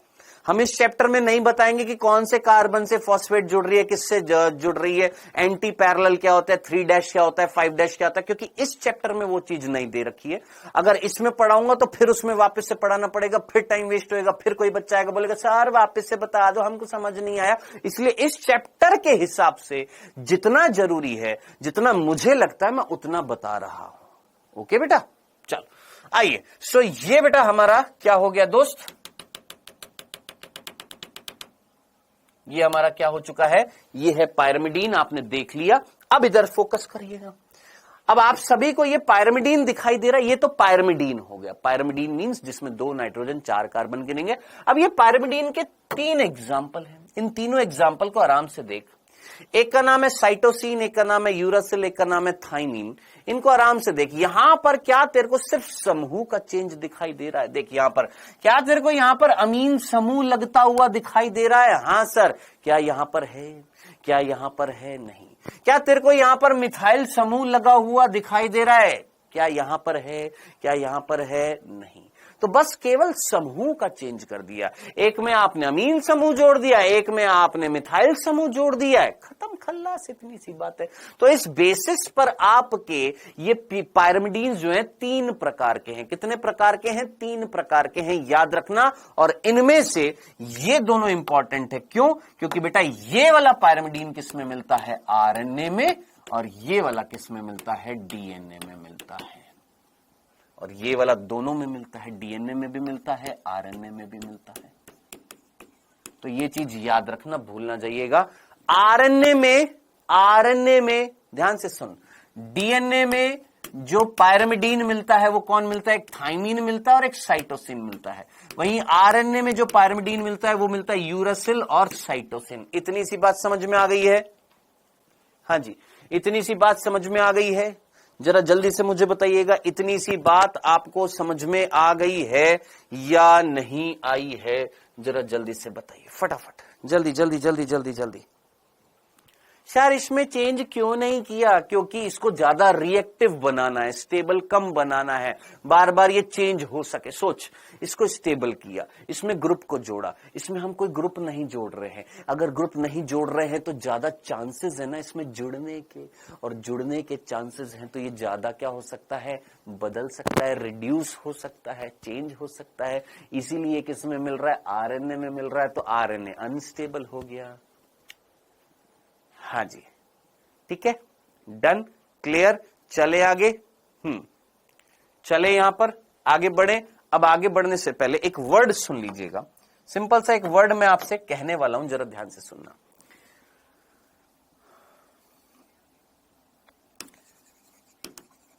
मिथाइलेटेड यूरासिल को हम थाइमीन बोलते हैं।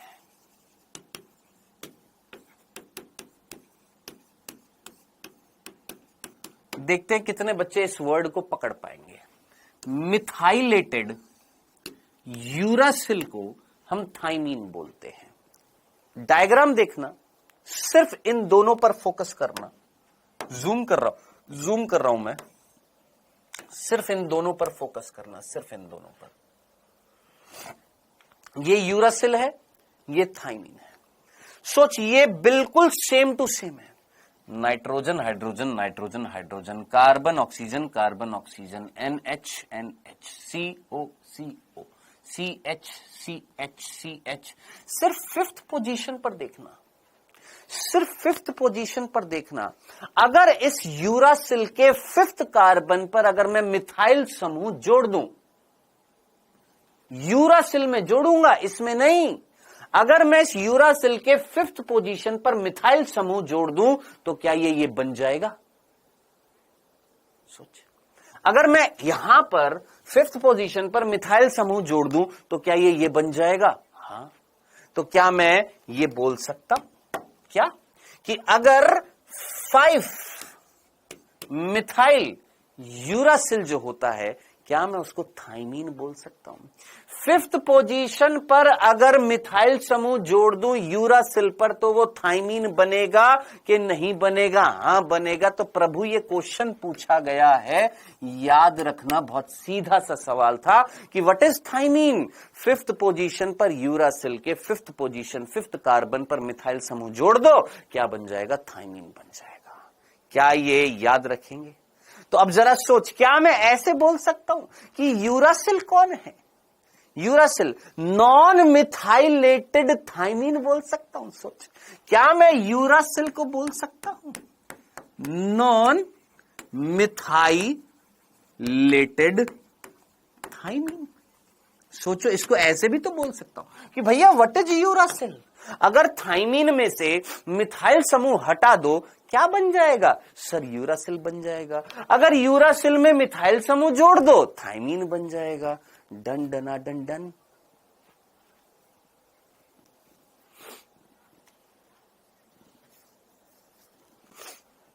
हाँ जी, चलें आगे।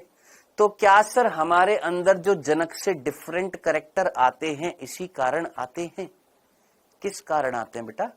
मैं समझा नहीं। आप ये पूछ रहे हो कि जो डिफरेंट कैरेक्टर आते हैं इस कारण आते हैं? किस कारण?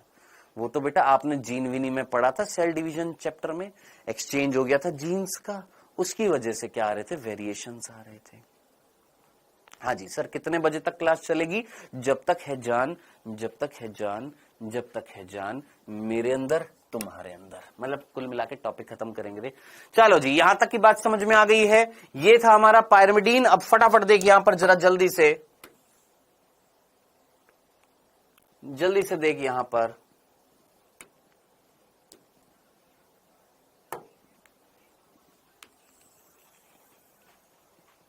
जरा यहां पर फोकस करना मेरे भाई, जल्दी से, थोड़ा नीचे है। हाँ जी, प्यूरीन पर फोकस कर।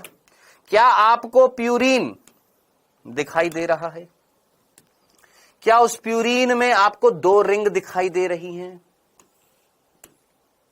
देख, क्या आपको प्यूरीन दिखाई दे रहा है? सबसे पहले प्यूरीन देख। क्या आपको इस प्यूरीन में 2 रिंग दिखाई दे रही हैं? सोच, ये कौन सी थी? पायरिमिडीन थी। देख, नाइट्रोजन नाइट्रोजन, ये 2 थे, बाकी 4 कार्बन थे। लेकिन इस बार पोजीशन नंबरिंग याद करनी थी एंटी क्लॉकवाइज। 1 2 3 4 5 6 7 8 9, यही बताई थी। और ये कौन सी रिंग थी? इमिडेजोल रिंग। 2 नाइट्रोजन 3 कार्बन वाली इमिडेजोल रिंग। तो ये है आपका प्यूरीन। अब प्यूरीन कितने प्रकार के थे सर? 2 प्रकार के। कौन कौन से 2 प्रकार के? सब ये, एक है एडेनिन और एक है ग्वानिन। अब इतना बड़ा ये हो नहीं पा रहा है, चलो इतना सा दिखाई दे रहा है।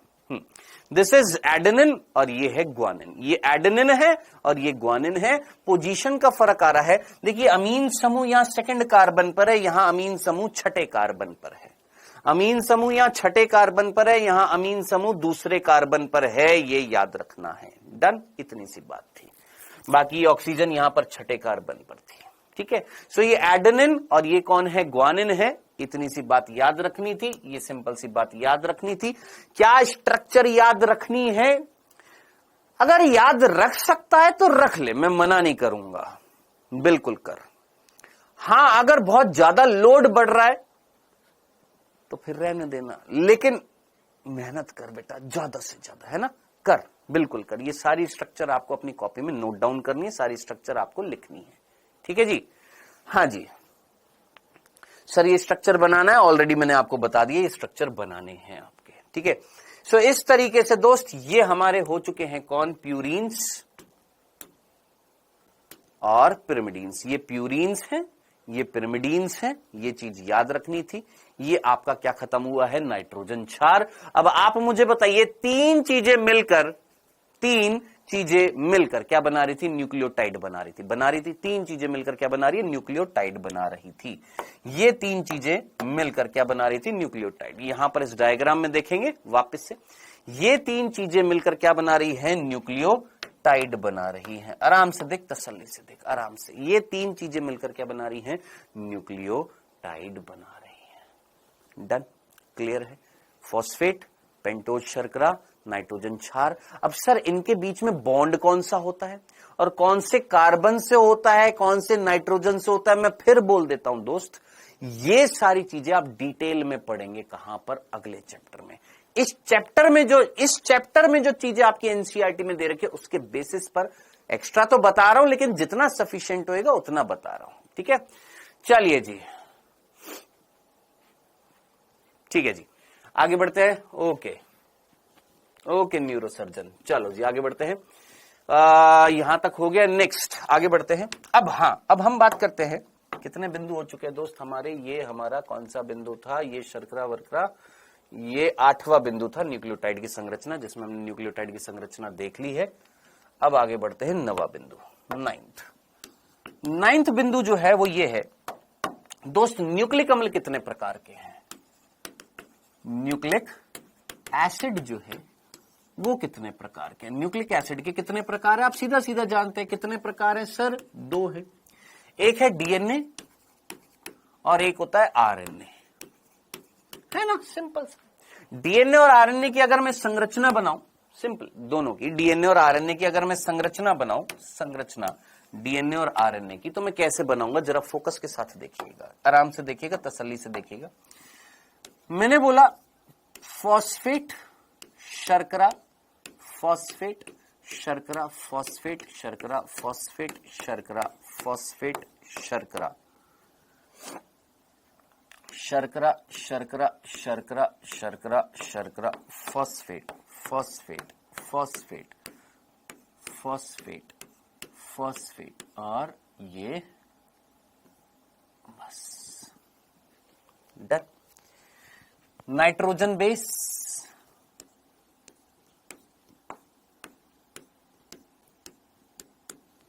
मान लेते हैं यहां पर कौन है, A C T G A, T C A G T, double bond, triple bond, double bond, triple bond, double bond.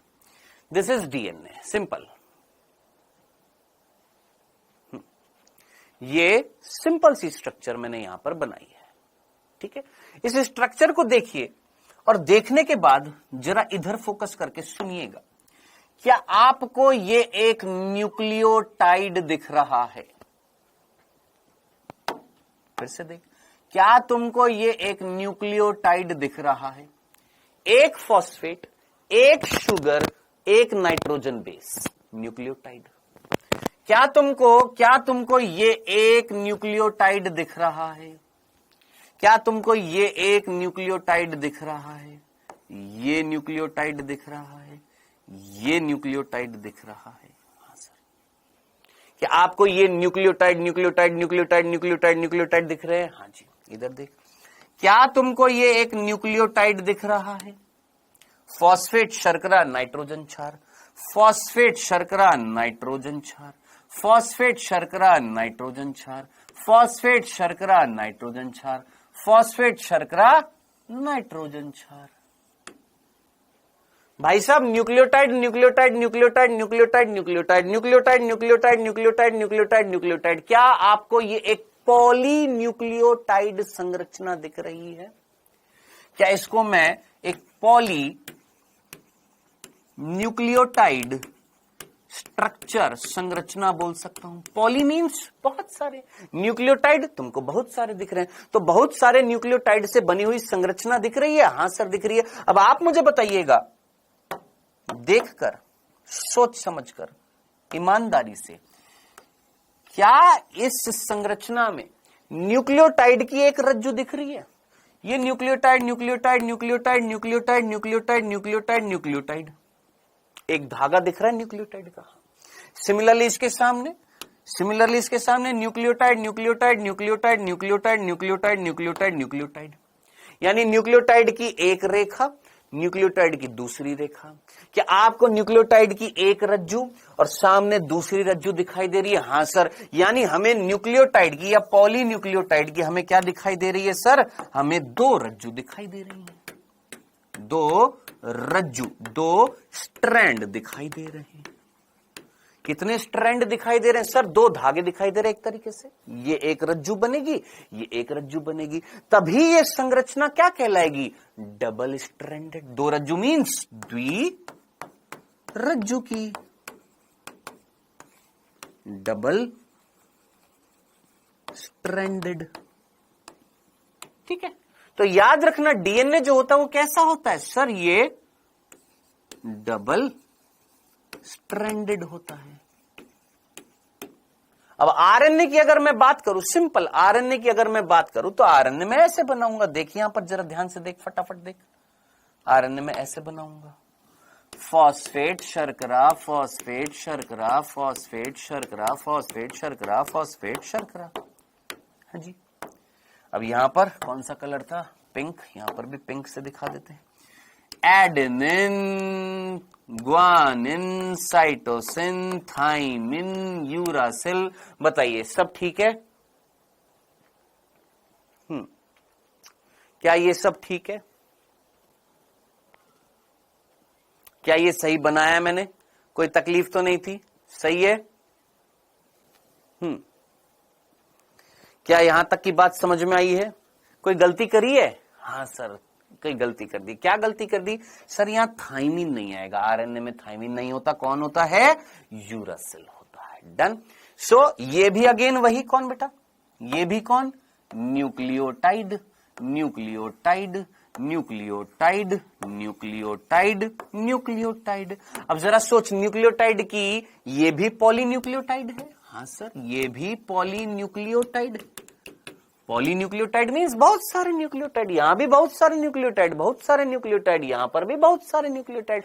लेकिन ये जो पॉलीन्यूक्लियोटाइड संरचना जो है, क्या ये एकल रज्जु की है कि दो रज्जु की है? क्या ये सीधी सीधी एक रज्जु बन रही है? भाई ये इस तरीके से, इसको मैंने रिप्रेजेंट किया, ये एक न्यूक्लियोटाइड, एक एक एक एक एक एक एक, ये एक न्यूक्लियोटाइड, एक न्यूक्लियोटाइड, ऐसे कई सारे न्यूक्लियोटाइड मिलकर एक रज्जु बना रहे। तो हम इसको क्या बोलेंगे सर? इसको हम बोलेंगे एकल रज्जु की, एकल रज्जु की, सिंगल स्ट्रैंडेड। क्या बोलेंगे? सिंगल स्ट्रैंडेड एकल रज्जु की बोलेंगे। तो आरएनए कैसा होता है? सिंगल स्ट्रैंडेड होता है।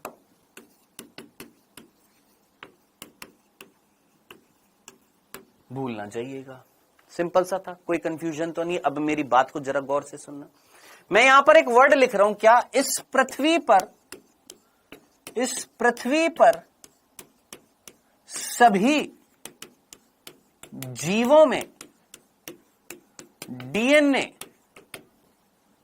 कैसा होता है? Double stranded. डीएस का मतलब क्या है? याद रखना, डीएस मींस डबल स्ट्रैंडेड। और आरएनए कैसा होता है? आरएनए एसएस होता है, सिंगल स्ट्रैंडेड। अवनीश गुप्ता जी पूछ रहे हैं, सर सैटेलाइट डीएनए क्या होता है? कोशिका वाला चैप्टर पढ़ना बेटा। हाँ जी, इस पृथ्वी पर सभी जीवों में डीएनए कैसा होता है? डबल स्ट्रैंडेड होता है। और आरएनए कैसा होता है? सिंगल स्ट्रैंडेड होता है, एक्सेप्ट, याद रखना, कौन? वायरस। याद रखना, इस पृथ्वी पर जितने भी जीव मिल रहे हैं, सभी जीवों में, चाहे वो एक छोटा सा बैक्टीरिया हो, सबसे छोटी कोशिका माइकोप्लाज्मा हो, या सबसे बड़ा जीव आपका ब्लू व्हेल हो, है ना? तो जितने भी जीव मिल रहे हैं सभी जीवों में डीएनए हमेशा डबल स्ट्रैंडेड होएगा, आरएनए हमेशा सिंगल स्ट्रैंडेड होएगा, एक्सेप्ट किसको छोड़कर, वायरस को, जिसमें डीएनए और आरएनए। याद रखना, डीएनए आपका डबल स्ट्रैंडेड तो होता ही है, सिंगल स्ट्रैंडेड भी होता है। आरएनए आपका सिंगल स्ट्रैंडेड तो होता ही है, डबल स्ट्रैंडेड भी होता है। यानी ये दो नई कंडीशंस किसमें मिलती है, वायरस में मिलती है।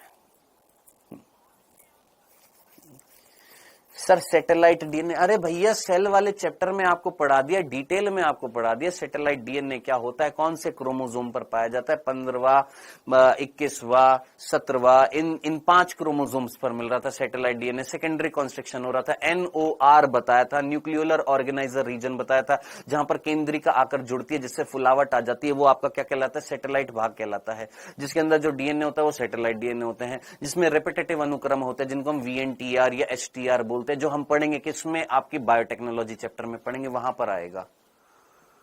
हाँ चलिए जी, बढ़े आगे बढ़ते हैं बेटा जी। सो ये चीज याद रखना, नॉर्मल कंडीशन में इस पृथ्वी पर सभी जीवों में ये वाली कंडीशन होती है, यानी डीएनए हमेशा डबल स्ट्रैंडेड, आरएनए हमेशा सिंगल स्ट्रैंडेड। ये पहला डिफरेंस बहुत सीधा सीधा था। जल्दी से फटाफट बताइए, इतनी सी बात क्लियर है? हाँ जी, मतलब वायरस अपवाद है। यस बेटा, एक्सेप्ट लिखा हुआ, एक्सेप्ट मतलब अपवाद ही होता है, एक्सेप्ट को हम हिंदी में बोलते हैं अपवाद। ठीक है मेरे भाई? हाँ जी, इतनी सी बात क्लियर है? डन डना डन डन, डबल स्टैंडर्ड सिंगल स्टैंडर्ड सभी को क्लियर है? चलिए अगला बिंदु फटाफट मुझे बताइए, डीएनए जो होता है, फटाफट, डीएनए में फॉस्फेट और आरएनए में फॉस्फेट सेम है, याद रखना, इनमें दोनों में फॉस्फेट, यहां पर भी फॉस्फेट कैसी होती है, सेम होती है, अलग नहीं होती है, सेम। कौन सी? वही ऑर्थोफॉस्फेट H3PO4 तीसरा। लेकिन डिफरेंस किस चीज का आता है, शर्करा का। यहां पर जो शर्करा होती है डीएनए में, आप जानते हैं कौन सी, डीऑक्सीराइबोज है, और यहां पर जो शर्करा है वो कौन सी है, राइबोज है। बहुत बेसिक सा बिंदु था जो ऑलरेडी आप पढ़ते हैं। यहां पर जो नाइट्रोजन क्षार होते हैं और यहां पर जो नाइट्रोजन क्षार होते हैं वो कौन से होते हैं, ये आप अच्छे तरीके से जान चुके हैं सर। यहां पर जो नाइट्रोजन क्षार है, adenine, thymine, guanine, cytosine, ATGC, और यहां पर कौन थे, एडेनिन, यूरासिल, साइटोसिन या ग्वानिन, साइटोसिन, AUGC, ATGC, यहां पर AUGC। हाँ जी,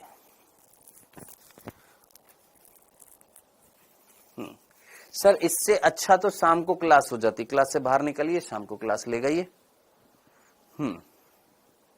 इसको क्लास से बाहर निकलिए, शाम को क्लास लेंगे। ये बिना फालतू में चाचा चौधरी बन जाते क्लास में यार, बिना फालतू में जबरदस्ती का, कोई कुछ कह नहीं रहा इनसे, जबरदस्ती का यहाँ पर फालतू का, जबरदस्ती, कोई लॉजिक नहीं, कोई वो नहीं, बिना फालतू में आएंगे, 2 मिनट क्लास देखेंगे और अपना वो रख कर चले जाएंगे। इससे अच्छा, अच्छे की स्पेलिंग देखो क्या लिख रहा है, अच्छा, AXA।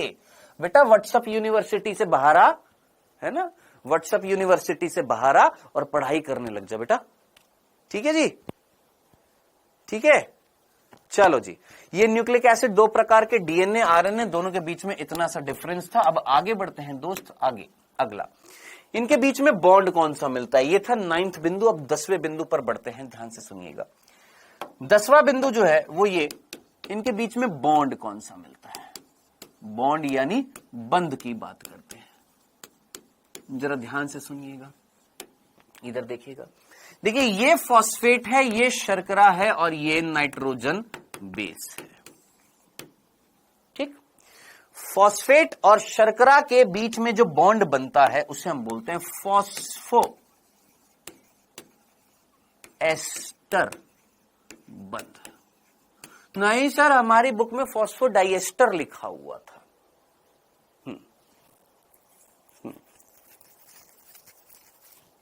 इधर देख क्या बोला मैंने, सर यूरासिल 2 जगह लिख दिया, तो कोई दिक्कत हो गई आपको? यूरासिल 2 जगह आ गया बेटा, लाख जगह भी आ जाता है यूरासिल, लाख जगह भी एडेनिन आ जाता है, लाख जगह भी साइटोसिन आता है बेटा। हाँ भाई ध्यान से सुनना, बॉन्ड्स की बात कर रहे, बंधों की बात कर रहे। सबसे पहली चीज, फॉस्फेट और शुगर के बीच में जो बॉन्ड होता है उसका नाम होता है फॉस्फोएस्टर। नहीं सर हमारी बुक में फॉस्फोडाइएस्टर लिखा हुआ। अब इधर देख, जरा सोच समझकर मुझे बता, दिमाग लगा, ये तेरे को न्यूक्लियोटाइड दिख रहा है? हाँ सर ये हमको न्यूक्लियोटाइड दिख रहा है। ये न्यूक्लियोटाइड अगले न्यूक्लियोटाइड से जुड़ा हुआ है। इधर फोकस कर, इधर बातों पर नहीं। सर एडेनिन से स्टार्ट होएगा। भाई साहब आपको जिससे स्टार्ट करना है आप स्टार्ट कर लेना, आपकी बुद्धि ना बिल्कुल खत्म हो चुकी है यार। मैं कैसे तेरे को समझाऊं यार, छोटा बच्चा है क्या? अब्बा डब्बा ABCD सीख रहा है क्या? सर एडेनिन से स्टार्ट होएगा, पगला गया है क्या मेरे भाई? हैं बिना फालतू में इररेलेवेंट। हाँ जी इधर देखिए, ये आपको न्यूक्लियोटाइड दिख रहा है? हाँ सर। ये न्यूक्लियोटाइड दिख रहा है? हाँ सर। 2 न्यूक्लियोटाइड के बीच में बॉन्ड देख, तेरे को ये बॉन्ड दिखाई दे रहा है? इधर फोकस करना, इधर देखना, ये दिख रहा है। इस न्यूक्लियोटाइड के बीच में ये बॉन्ड दिख रहा है। इस न्यूक्लियोटाइड के बीच में ये बॉन्ड दिख रहा है। इस न्यूक्लियोटाइड के बीच में ये बॉन्ड दिख रहा है। हाँ सर इधर देख, इस न्यूक्लियोटाइड के बीच में ये बॉन्ड दिख रहा है। इस न्यूक्लियोटाइड इसके बीच में ये बॉन्ड, इसके बीच में ये बॉन्ड, इसके बीच में ये बॉन्ड। हाँ सर। अब जरा सोच, शुगर और फॉस्फेट के बीच में कौन सा बॉन्ड होता है? अभी अभी मैंने तेरे को बताया है, शुगर और फॉस्फेट के बीच में कौन सा बॉन्ड था? फॉस्फोएस्टर। तो ये शुगर और इस फॉस्फेट के बीच में फॉस्फोएस्टर। सर समझ नहीं आया, वापस से देख। देख तेरे को ये एक न्यूक्लियोटाइड दिख रहा है? हाँ सर हमको ये न्यूक्लियोटाइड दिख रहा है। मैंने कहा बहुत बढ़िया। मैंने कहा अब ये न्यूक्लियोटाइड अगले न्यूक्लियोटाइड से जुड़ेगा? तुमने बोला हाँ जी। मैंने कहा अगला न्यूक्लियोटाइड बनाते हैं फिर? तुमने बोला ठीक है जनाब बना दो। मैंने कहा लो, फॉस्फेट, शर्करा, नाइट्रोजन बेस। सर ये अगला न्यूक्लियोटाइड? मैंने कहा यस। अब मुझे बता, इसको इससे जोड़ना है मुझे, ये न्यूक्लियोटाइड को इस न्यूक्लियोटाइड से मुझे जोड़ना है। अब मैंने कहां से जोड़ा? मैंने इसके फॉस्फेट को इसके शर्करा से जोड़ा। ये ले,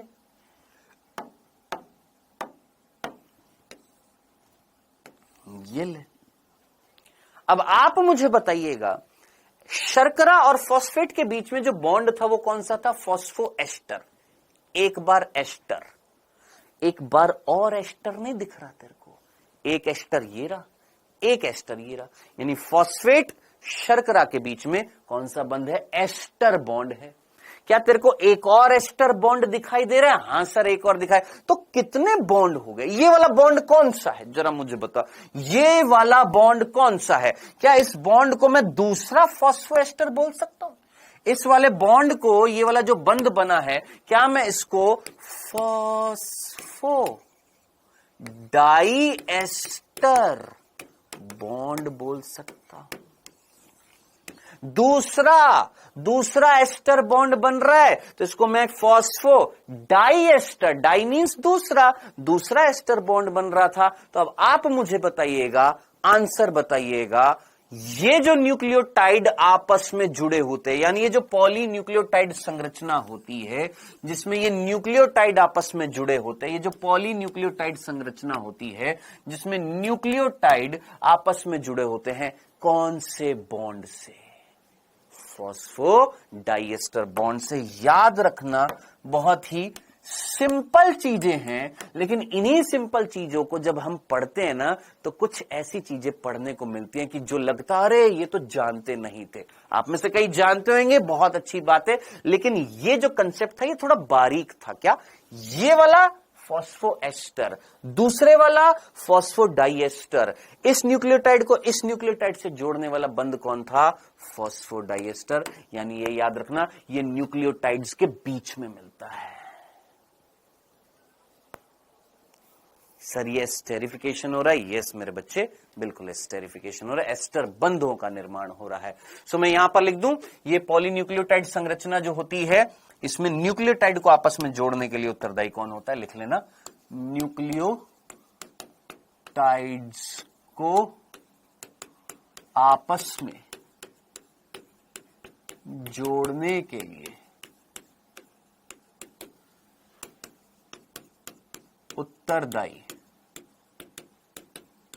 कौन होता है, फॉस्फोडाइएस्टर बॉन्ड होता है।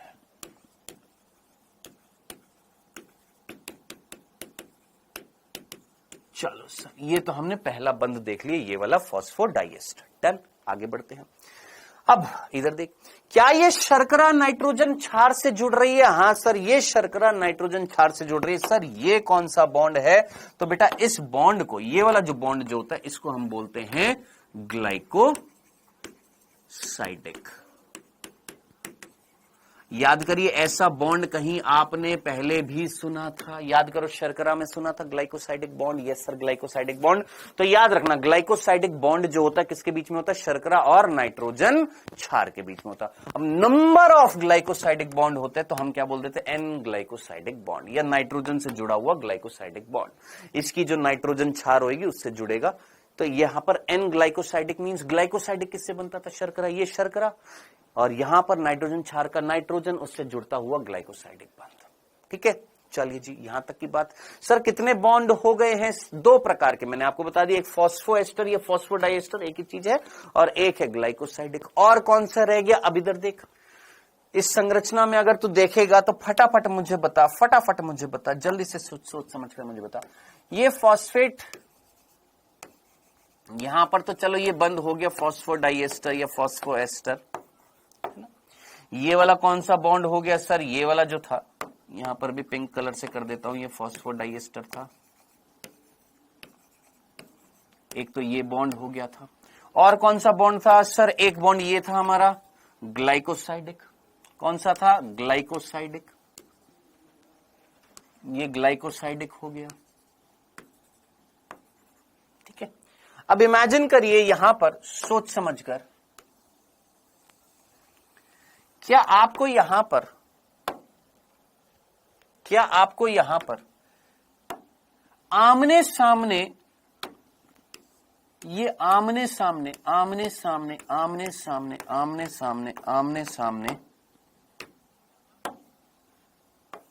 ए जी ए, हाँ जी, क्या आपको ये आमने सामने ये न्यूक्लियोटाइड से जुड़ेगा? हाँ सर, ये वाला इससे जुड़ेगा, ये वाला इससे जुड़ेगा, ये वाला इससे जुड़ेगा, यानी किसके बीच में बॉन्ड बनेगा? सर यहां पर नाइट्रोजन क्षार के बीच में बॉन्ड बनेगा।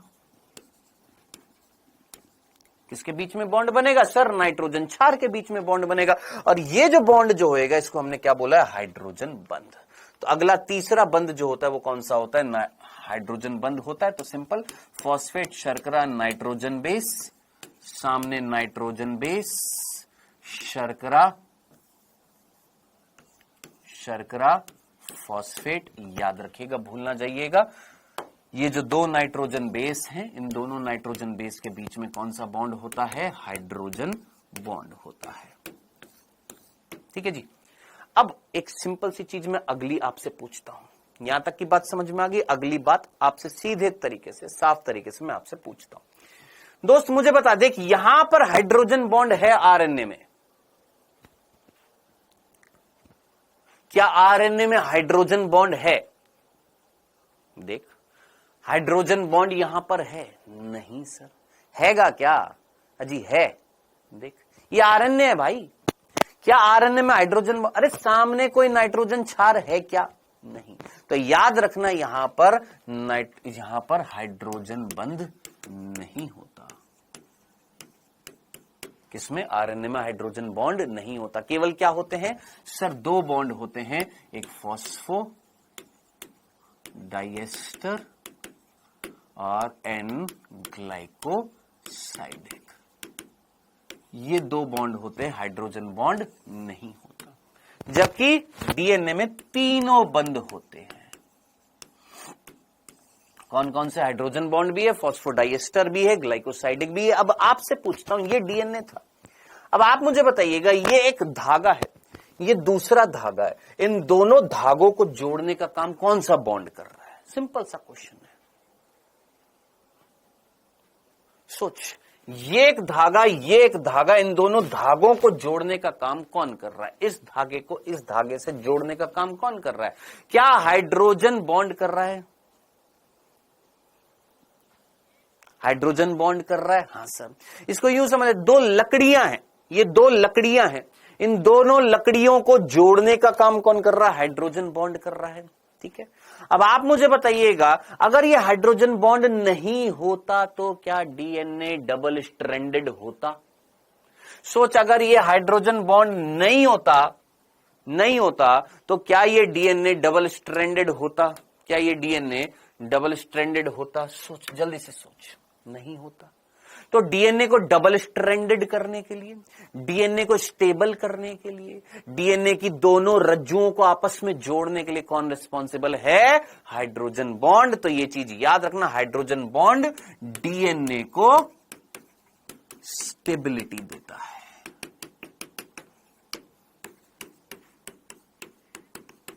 याद रखना, डीएनए को स्टेबिलिटी देता है, डीएनए की दोहरी रज्जु संरचना को बनाए रखता है।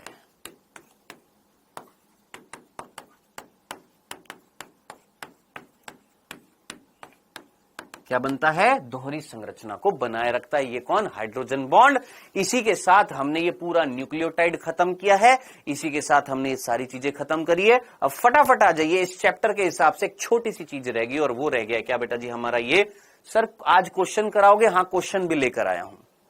सर आरएनए में ये प्रॉपर्टी क्यों नहीं होती है? बाबू, आरएनए जो था ना, इस पृथ्वी पर बनने वाला पहला न्यूक्लिक एसिड था, बाद में आया था डीएनए। अब खुद सोच, जो पहले चीज आएगी और जो बाद में चीज आएगी, उनमें से कौन ज्यादा स्टेबल होएगा और कौन ज्यादा अनस्टेबल होएगा? दिमाग लगाना, सोच, पहले की चीज और आज की चीज में से कौन सी ज्यादा स्थायी होंगी, स्टेबल होंगी, आज की या पहले की? तो आंसर आपको मिल जाएगा कि आरएनए में ये चीजें क्यों नहीं है। क्यों? क्योंकि ये पहले बना था। आप चेंजेस करोगे, नई नई चीजें लाओगे ताकि वो स्टेबिलिटी की और आगे बढ़े। तो आरएनए पहले बना, उसमें चेंज आए और आए और आए और आए, फाइनली क्या बना? डीएनए बना, जिसमें और चेंजेस आए, स्टेबिलिटी की ओर बढ़ा है। ठीक है, चलिए जी, अब आखिरी टॉपिक है और वो है ये डीएनए जो होता है बेटा, इसकी हम बात करने वाले हैं। डीएनए, क्योंकि आपकी एनसीईआरटी में लिखा हुआ है इस चैप्टर में। इस डीएनए की खोज किसने करी थी? जल्दी से मुझे बताइएगा, ये जो डीएनए है इसकी खोज किसने करी थी? तो वही भैया, अरे भैया डीएनए कौन है? न्यूक्लिक अम्ल।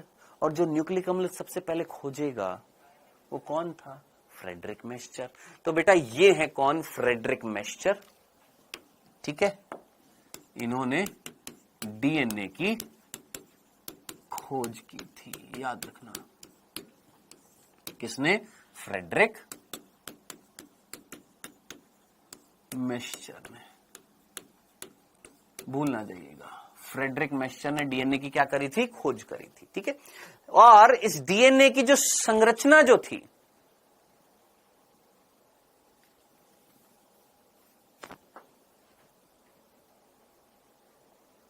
हाँ जी, हाँ जी, इस डीएनए की जो संरचना जो थी वो किसने बताई थी? 1953 में, 1953 में, यहां लिख देता हूं, 1953 में, है ना। ये दो वैज्ञानिक आपको दिखाई दे रहे हैं, वॉटसन और क्रिक। पेन दिखाई दे रहा है? कौन सा पेन चलाऊं? वॉटसन, पता नहीं कौन सा चलेगा। हाँ, ये चल जाएगा। वॉटसन और क्रिक जो हैं, इन्होंने 1953 में डीएनए की द्विकुंडलित संरचना का प्रारूप दिया था। क्या बोला हमने? वॉटसन और क्रिक ने, याद रखना, 1953 में वॉटसन और क्रिक ने डीएनए की द्विकुंडलित संरचना का प्रारूप दिया था।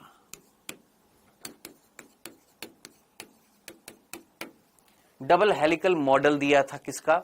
डीएनए का। किसने? वॉटसन और क्रिक ने, जिसके लिए इनको नोबेल पुरस्कार भी मिला था। ठीक है, एक और साइंटिस्ट के विल्किंसन के साथ में मिला था। ठीक है, वो सारा हम पढ़ेंगे किसमें? अगले चैप्टर में। अगला मतलब जो जेनेटिक्स का दूसरा चैप्टर आएगा, मॉलिक्यूलर बेसिस ऑफ इनहेरिटेंस, उसमें डिटेल में पढ़ेंगे सब कुछ। अभी इस चैप्टर में हल्की फुल्की सी बात करेंगे, इन्होंने क्या बताया था। आगे बढ़ने से पहले इतनी सी बात बता देता हूं बेटा, ये जो डीएनए जो होते हैं ये बेसिकली हमारे 5 प्रकार के होते हैं। क्या सर डीएनए भी 5 प्रकार के होते हैं? यस। एक होता है राइट हैंडेड और एक होता है लेफ्ट हैंडेड। लेफ्ट हैंडेड जो होता है वो एंटी क्लॉकवाइज होता है और राइट हैंडेड जो होता है वो क्लॉकवाइज होता है।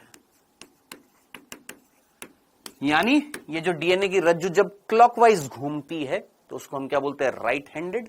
ठीक है जी। और लेफ्ट हैंडेड जब एंटी क्लॉकवाइज घूमेगा। ठीक है, कौन घूमेगा? अरे बांगड़ू, क्या तेरे को यहां पर ये डीएनए घूमता हुआ दिखाई दे रहा है? हाँ सर। मतलब इसकी रज्जु अगर इस तरीके से घूम रही है, राइटली घूम रही है, ऊपर से जब हम देख रहे हैं इस तरीके से राइट हैंडेडली घूम रही है, तो उसको हम राइट हैंडेड बोलेंगे, या हम उसको क्लॉकवाइज बोलेंगे। अगर उल्टा घूम रही है तो लेफ्ट हैंडेड बोलेंगे। सिंपल है ना। अब कौन से होते हैं वो इंपॉर्टेंट है, तो याद रखना, A DNA, B DNA, C DNA, D DNA और जेड डीएनए। ये 5 प्रकार के आपके डीएनए होते हैं।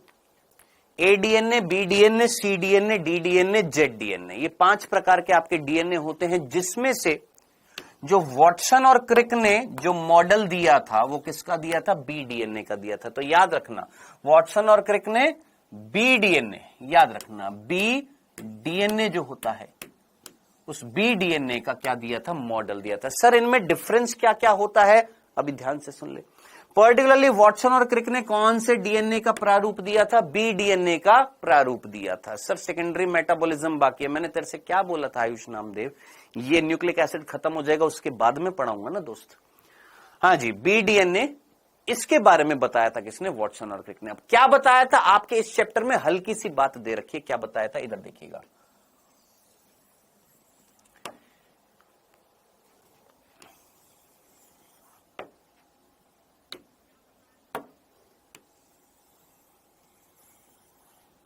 ये हमारा डीएनए जिसकी 2 रज्जु हैं।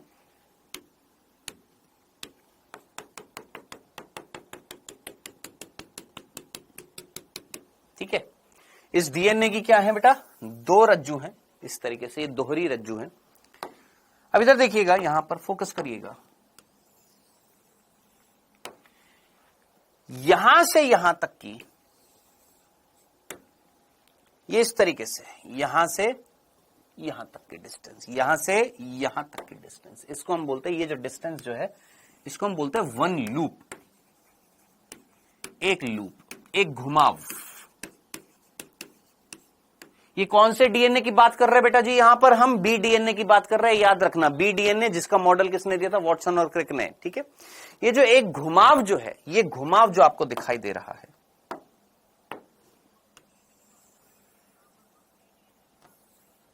ये जो घुमाव आपको दिखाई दे रहा है,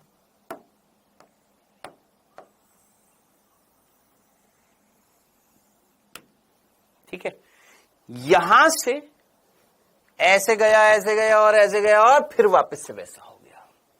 यानी इसको इस तरीके से समझ, ये ऐसे गया, ऐसे गया, ऐसे गया और ऐसे गया और फिर वैसे ही हो गया। यानी यहां से जैसे मैं खड़ा हूं, ऐसे ऊपर घूमते घूमते घूमते घूमते घूमते घूमते घूमते वापस से ऐसा हो गया। कितने डिग्री पर घूम लिया मैं? सोच, कितने डिग्री पर घूम लिया? 360 डिग्री। यानी यहां से यहां तक एक लूप जो होता है वो 360 डिग्री पर क्या हो जाता है? घूम जाता है।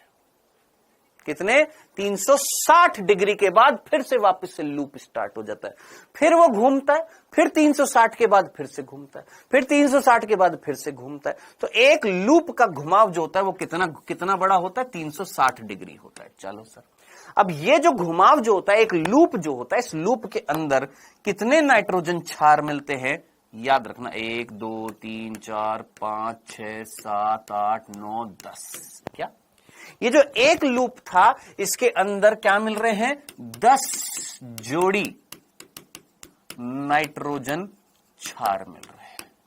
कितने जोड़ी नाइट्रोजन क्षार मिल रहे हैं, 10 जोड़ी नाइट्रोजन क्षार मिल रहे हैं। अब आप मुझे बताइएगा ये 2 जोड़ी नाइट्रोजन क्षार के बीच में कितना घूमा होगा, दिमाग लगाओ। हाँ जी बेटा, सर बीडीएनए ह्यूमंस में पाया जाता है, बिल्कुल पाया जाता है मेरे भाई, ह्यूमंस में बीडीएनए पाया जाता है, ह्यूमंस में ये सारे पाए जाते हैं। ये जो होता है ये आपके ड्रोसोफिला में पाया जाता है। हाँ जी, जल्दी से मुझे बताइएगा यहां पर सकीना खान, वेरी गुड, बहुत ही बढ़िया बेटा, वेरी गुड, बहुत ही बढ़िया। और कोई बच्चा, अफसाना very good, Shivani very good. बाकी जो है रटा रटाया ज्ञान डाले जा रहे हैं यहां पर। युवराज वेरी गुड, हिमांशु मेहरा बहुत ही बढ़िया, प्रेरणा जांगिड बहुत ही बढ़िया। ये नाम रेयरली दिखते हैं मेरे को। युवराज वेरी गुड, गुड्डू बहुत ही बढ़िया। बाकी 3.4 वही रटा रटाया, वही रटा नाम के ड्रॉपर हो बे तुम, है ना, वही 3.4 एंगस्ट्रॉम नैनोमीटर, वही रटा रटाई चीज जो पुराने साल पड़ी थी, फिर वापस से वही है। अबे तुमसे पूछा क्या जा रहा है, तुमसे पूछा जा रहा है ये 10 जोड़ी नाइट्रोजन क्षार यहां से यहां तक 360 डिग्री पर पूरे घूम गया ये। तो यहां पर मैंने पूछा इन दोनों के बीच में एंगल कितना मिल रहा है, 36 डिग्री का होगा कि नहीं होगा। यहां 36 36 36 36, तो टोटल 10 जोड़ी में टोटल कितना हो गया, 10 इंटू 36 कितना हो गया, 360 डिग्री हो गया। ये पूछा था, दूरी थोड़ी ना पूछ रहा हूं, इन दोनों के बीच में डिस्टेंस बता, मैं तो एंगल पूछ रहा हूं।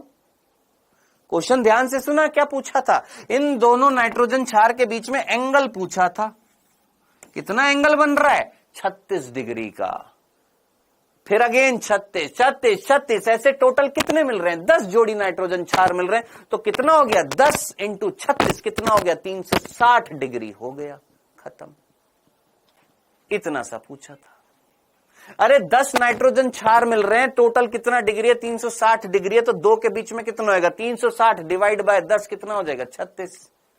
सर हमने भी यही बोला, वेरी गुड बेटा, महेंद्र करोठिया, कोई बात नहीं, अगर मैं नाम नहीं ले पाया हूं ठीक है, आपने भी यही बोला, अच्छी बात है, लेकिन मैं कुछ बच्चों का नाम नहीं ले रहा हूं, जस्ट मैं ये बता रहा हूं, क्योंकि कई बच्चे लिख रहे हैं 3.4 एंगस्ट्रॉम।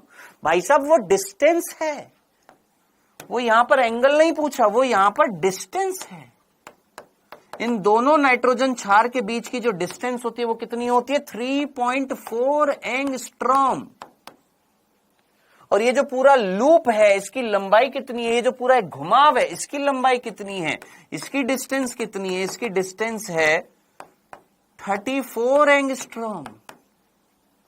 अब ये हमारी एनसीईआरटी ने इस चैप्टर में एंगस्ट्रॉम में दे दिया और 12वीं कक्षा में यही डाटा नैनोमीटर में दे दिया, तो बच्चे ना गड़बड़ा जाते हैं।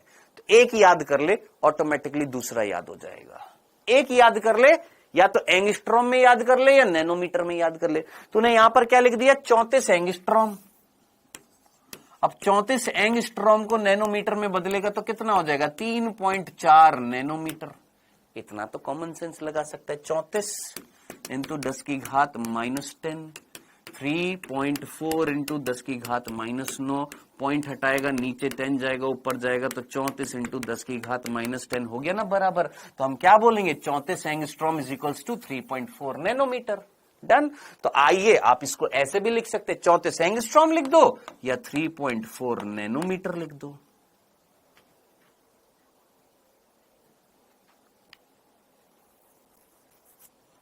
हाँ जी ठीक है। अब जरा सोच, ये जो डिस्टेंस थी ये पूरे लूप की, इस पूरे घुमाव की लंबाई कितनी थी, 34 एंगस्ट्रॉम, जिसको हमने नैनोमीटर में लिख दिया। ठीक है, डन। अब यहां पर 2 जोड़ी नाइट्रोजन क्षार के बीच की डिस्टेंस कितनी बता रखी है सर, हमने लिखी है 3.4 एंगस्ट्रॉम। अब इसको नैनोमीटर में लिखूंगा तो लिख सकते हैं 0.34 नैनोमीटर। भाई साहब उमर पूछ रहा है क्या चल रहा है।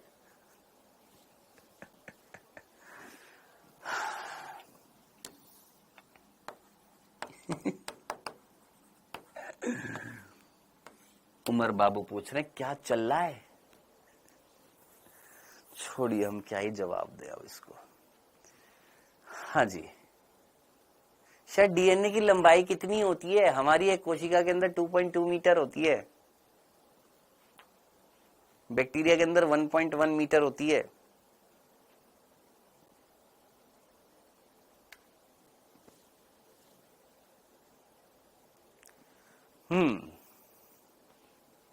सर वॉइस नहीं आ रही है।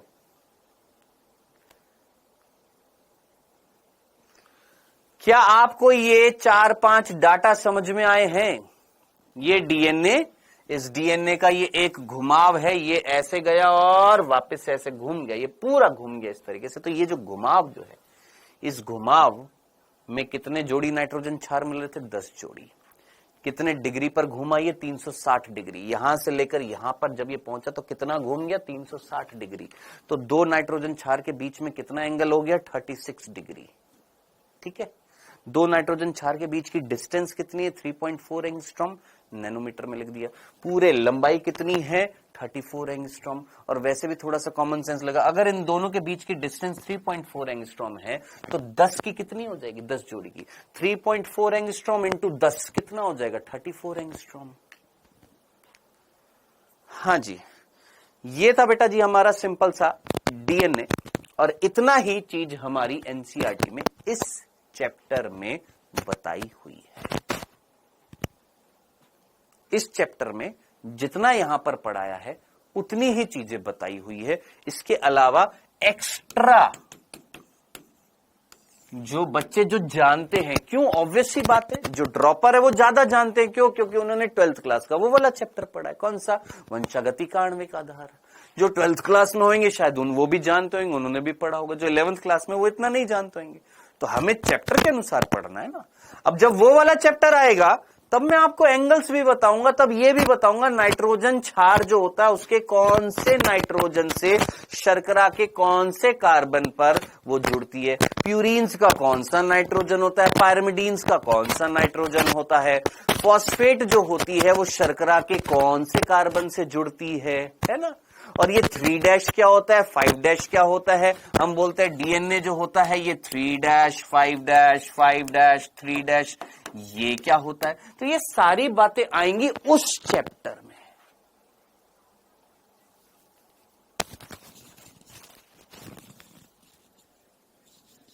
हेलो हेलो हेलो,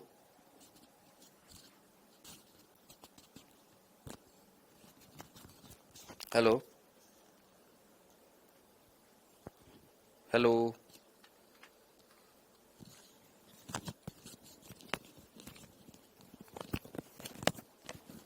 हेलो, आवाज आ रही है अभी? अभी ठीक है? ठीक है, ओके। सो यहीं तक इतना ही था क्या बेटा जी आपका न्यूक्लिक एसिड, इतना ही पढ़ना था न्यूक्लिक एसिड।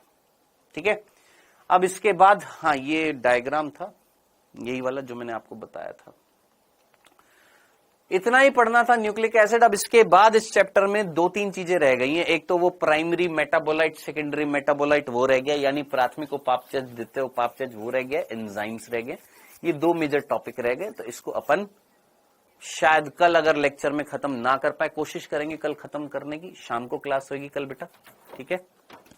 अरे भैया ये खरखर खरखर कर रहा है माइक, हाँ माइक एक बार देखना, खरखर खरखर कर रहा है।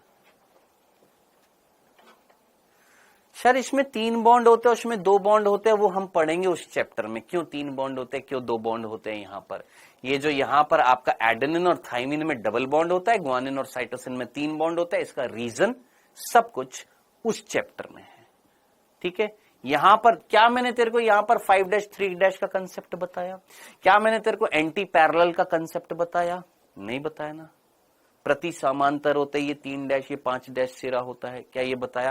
क्या मैंने तेरे को यहां पर इन डीएनए में डिफरेंस बताया? इन डीएनए में क्या डिफरेंस है, बस इतना बता दिया, क्लॉकवाइज है। तो ये सारी डिटेल्स उस चैप्टर में आएंगी। इस चैप्टर में मेरा विश्वास करिए, एक काम करिए, आज एनसीईआरटी में, अपनी एनसीईआरटी में, आपकी एनसीईआरटी में इस चैप्टर में बायोमोलिक्यूल्स में, जैव अणु में जो न्यूक्लिक एसिड दे रखा है वो दो जगह दे रखा है।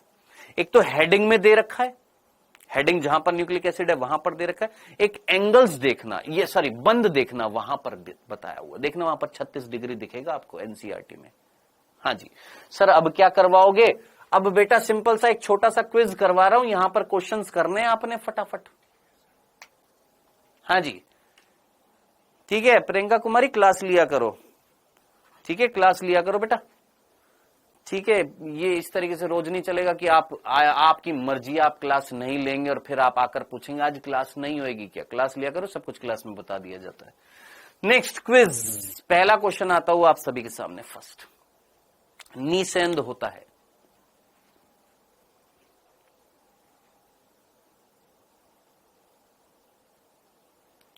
निसेंद होता है।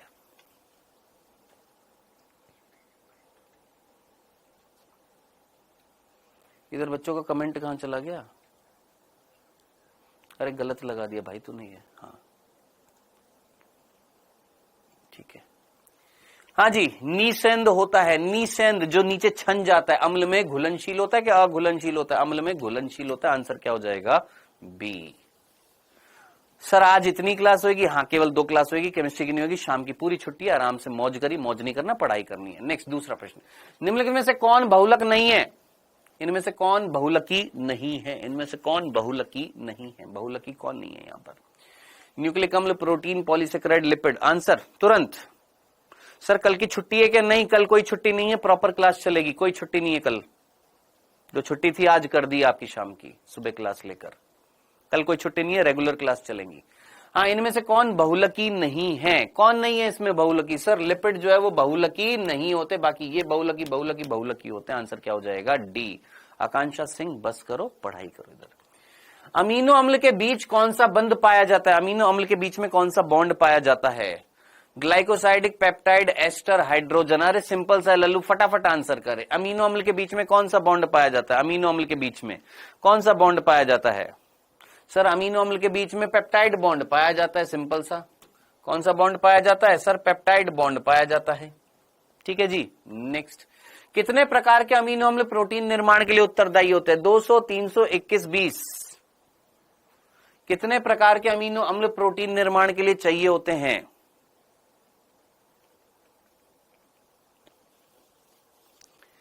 हाँ जी, कितने चाहिए होते हैं? एक कह रहा है 44, मजे ले रहा है बांगड़ू। कितने चाहिए होते हैं? 20। एक कह रहा है 200। सरलतम अमीनो अम्ल कौन सा होता है? Cysteine, proline, glycine, tryptophan. इनमें सबसे सिंपलेस्ट अमीनो अम्ल कौन सा है? इनमें से सिंपलेस्ट अमीनो अम्ल कौन सा है? Cysteine, proline, glycine, tryptophan. कौन है इनमें सिंपलेस्ट अमीनो अम्ल? सिंपलेस्ट अमीनो अम्ल कौन सा है भैया? हमारा ग्लाइसिन। ग्लाइसिन जो होता है वो सिंपलेस्ट होता है, ट्रिप्टोफैन सबसे जटिल होता है। नेक्स्ट, हीमोग्लोबिन प्रोटीन की कौन सी संरचना को बताता है? हाँ जी, प्राथमिक, द्वितीय, तृतीय, चतुष्क। हीमोग्लोबिन जो होता है वो कौन सी संरचना को बताता है? प्रोटीन की कौन सी संरचना होती है? हीमोग्लोबिन। हाँ भाई, हीमोग्लोबिन प्रोटीन की कौन सी संरचना होती है? सर चतुष्कीय संरचना होती है हीमोग्लोबिन। कैसी होती है? चतुष्कीय। नेक्स्ट, उपरोक्त में से कौन सी शर्करा दूध में पाई जाती है? Ribose, fructose, glucose, lactose. इनमें से कौन सी शर्करा है जो दूध में पाई जाती है? धड़धड़ धड़धड़ आंसर आने चाहिए, सब आता है तुमको। हाँ जी, कौन सी शर्करा होती है? Sir lactose. किसमें मिलती है? दूध में मिलती है। नेक्स्ट, सुक्रोज किससे बनी होती है? तुरंत आंसर बताइए। Glucose glucose, glucose fructose, galactose fructose, glucose galactose.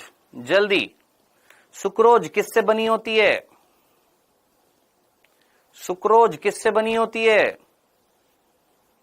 Sucrose किससे बनी होती है? सुक्रोज किससे बनी होती है? सर सुक्रोज जो होती है वो हमारी ग्लूकोज और फ्रक्टोज से बनी होती है। किससे बनी होती है? फ्रक्टोज से बनी होती है, ग्लूकोज और फ्रक्टोज से। न्यूक्लियोटाइड बना होता है। न्यूक्लियोटाइड किससे बना होता है? न्यूक्लियोटाइड किससे बना होता है? नाइट्रोजन, क्षार, फॉस्फेट समूह, पेंटोज, शर्करा, उपरोक्त सभी किससे बना होता है? जल्दी से आंसर। न्यूक्लियोटाइड किससे बना होता है? नाइट्रोजन, क्षार, फॉस्फेट समूह, पेंटोज, शर्करा, उपरोक्त सभी। सीधा तीनों से बना हुआ था, आंसर क्या आ जाएगा? उपरोक्त सभी। वह नाइट्रोजन क्षार जो डीएनए में नहीं पाया जाता, इनमें से कौन है जो डीएनए में नहीं मिल रहा? क्या सर लल्लू वाले क्वेश्चन करा रहे हो? बिल्कुल है, बिल्कुल। क्या लल्लू क्वेश्चन करा है सर? ये डीएनए में नहीं पाया जाता, सीधा सीधा खत्म खल्लास। यूरासिल जो होता है वो डीएनए में नहीं पाया जाता। बस सिंपल से 10 क्वेश्चन थे। एक बालक ने कहा क्वेश्चन करा दिया करो, मैंने कहा ले भाई क्वेश्चन करा दिए, कल भी करा दूंगा यार भर भर के। अच्छा इस चैप्टर के क्वेश्चंस जो हैं वो आपको आज पता नहीं डालेगी कि नहीं डालेगी, मैडम छुट्टी पर है, रक्षाबंधन मना रही होंगी, कल डाल देंगी। ठीक है, कल 100% आपके पास क्या आ जाएगा? सुबह तक, मॉर्निंग तक आपको इस चैप्टर का मॉड्यूल मिल जाएगा, मतलब जिसमें क्वेश्चंस होंगे। ठीक है देख, ठीक है दोस्त, इजी थे क्वेश्चंस। कल जो मॉड्यूल मिलेगा उसमें क्वेश्चंस करना, तब हकीकत पता लगेगी। ये तो चलो मैं सिंपल से ले आया आपका हौसला अफजाई करने के लिए, है ना। कल जो मॉड्यूल मिलेगा उसमें जब क्वेश्चन करिएगा, उनके क्वेश्चंस को करिएगा, तब असलियत पता लगेगी। ठीक है जी, चलिए जी मिलते हैं बेटा जी। अब कब मिलेंगे अपन? कल कितने बजे? वही शाम को 7:30 बजे, और 7:30 बजे अपन पढ़ना स्टार्ट करेंगे एंजाइम। लेकिन उससे पहले एक छोटा सा टॉपिक पढ़ेंगे, प्राथमिक और द्वितीय पापचय। ठीक है, ओके जी, ओके ठीक है। बाकी आप अपना आज खुशी से अपना रक्षाबंधन मनाइए, ठीक है, और वादा करिए अपनी बहन को, और बहन वादा करे भाई को कि अगले साल कहां मिलेंगे? मेडिकल कॉलेज में। ठीक है, चलो बाय बाय बच्चों, टेक केयर।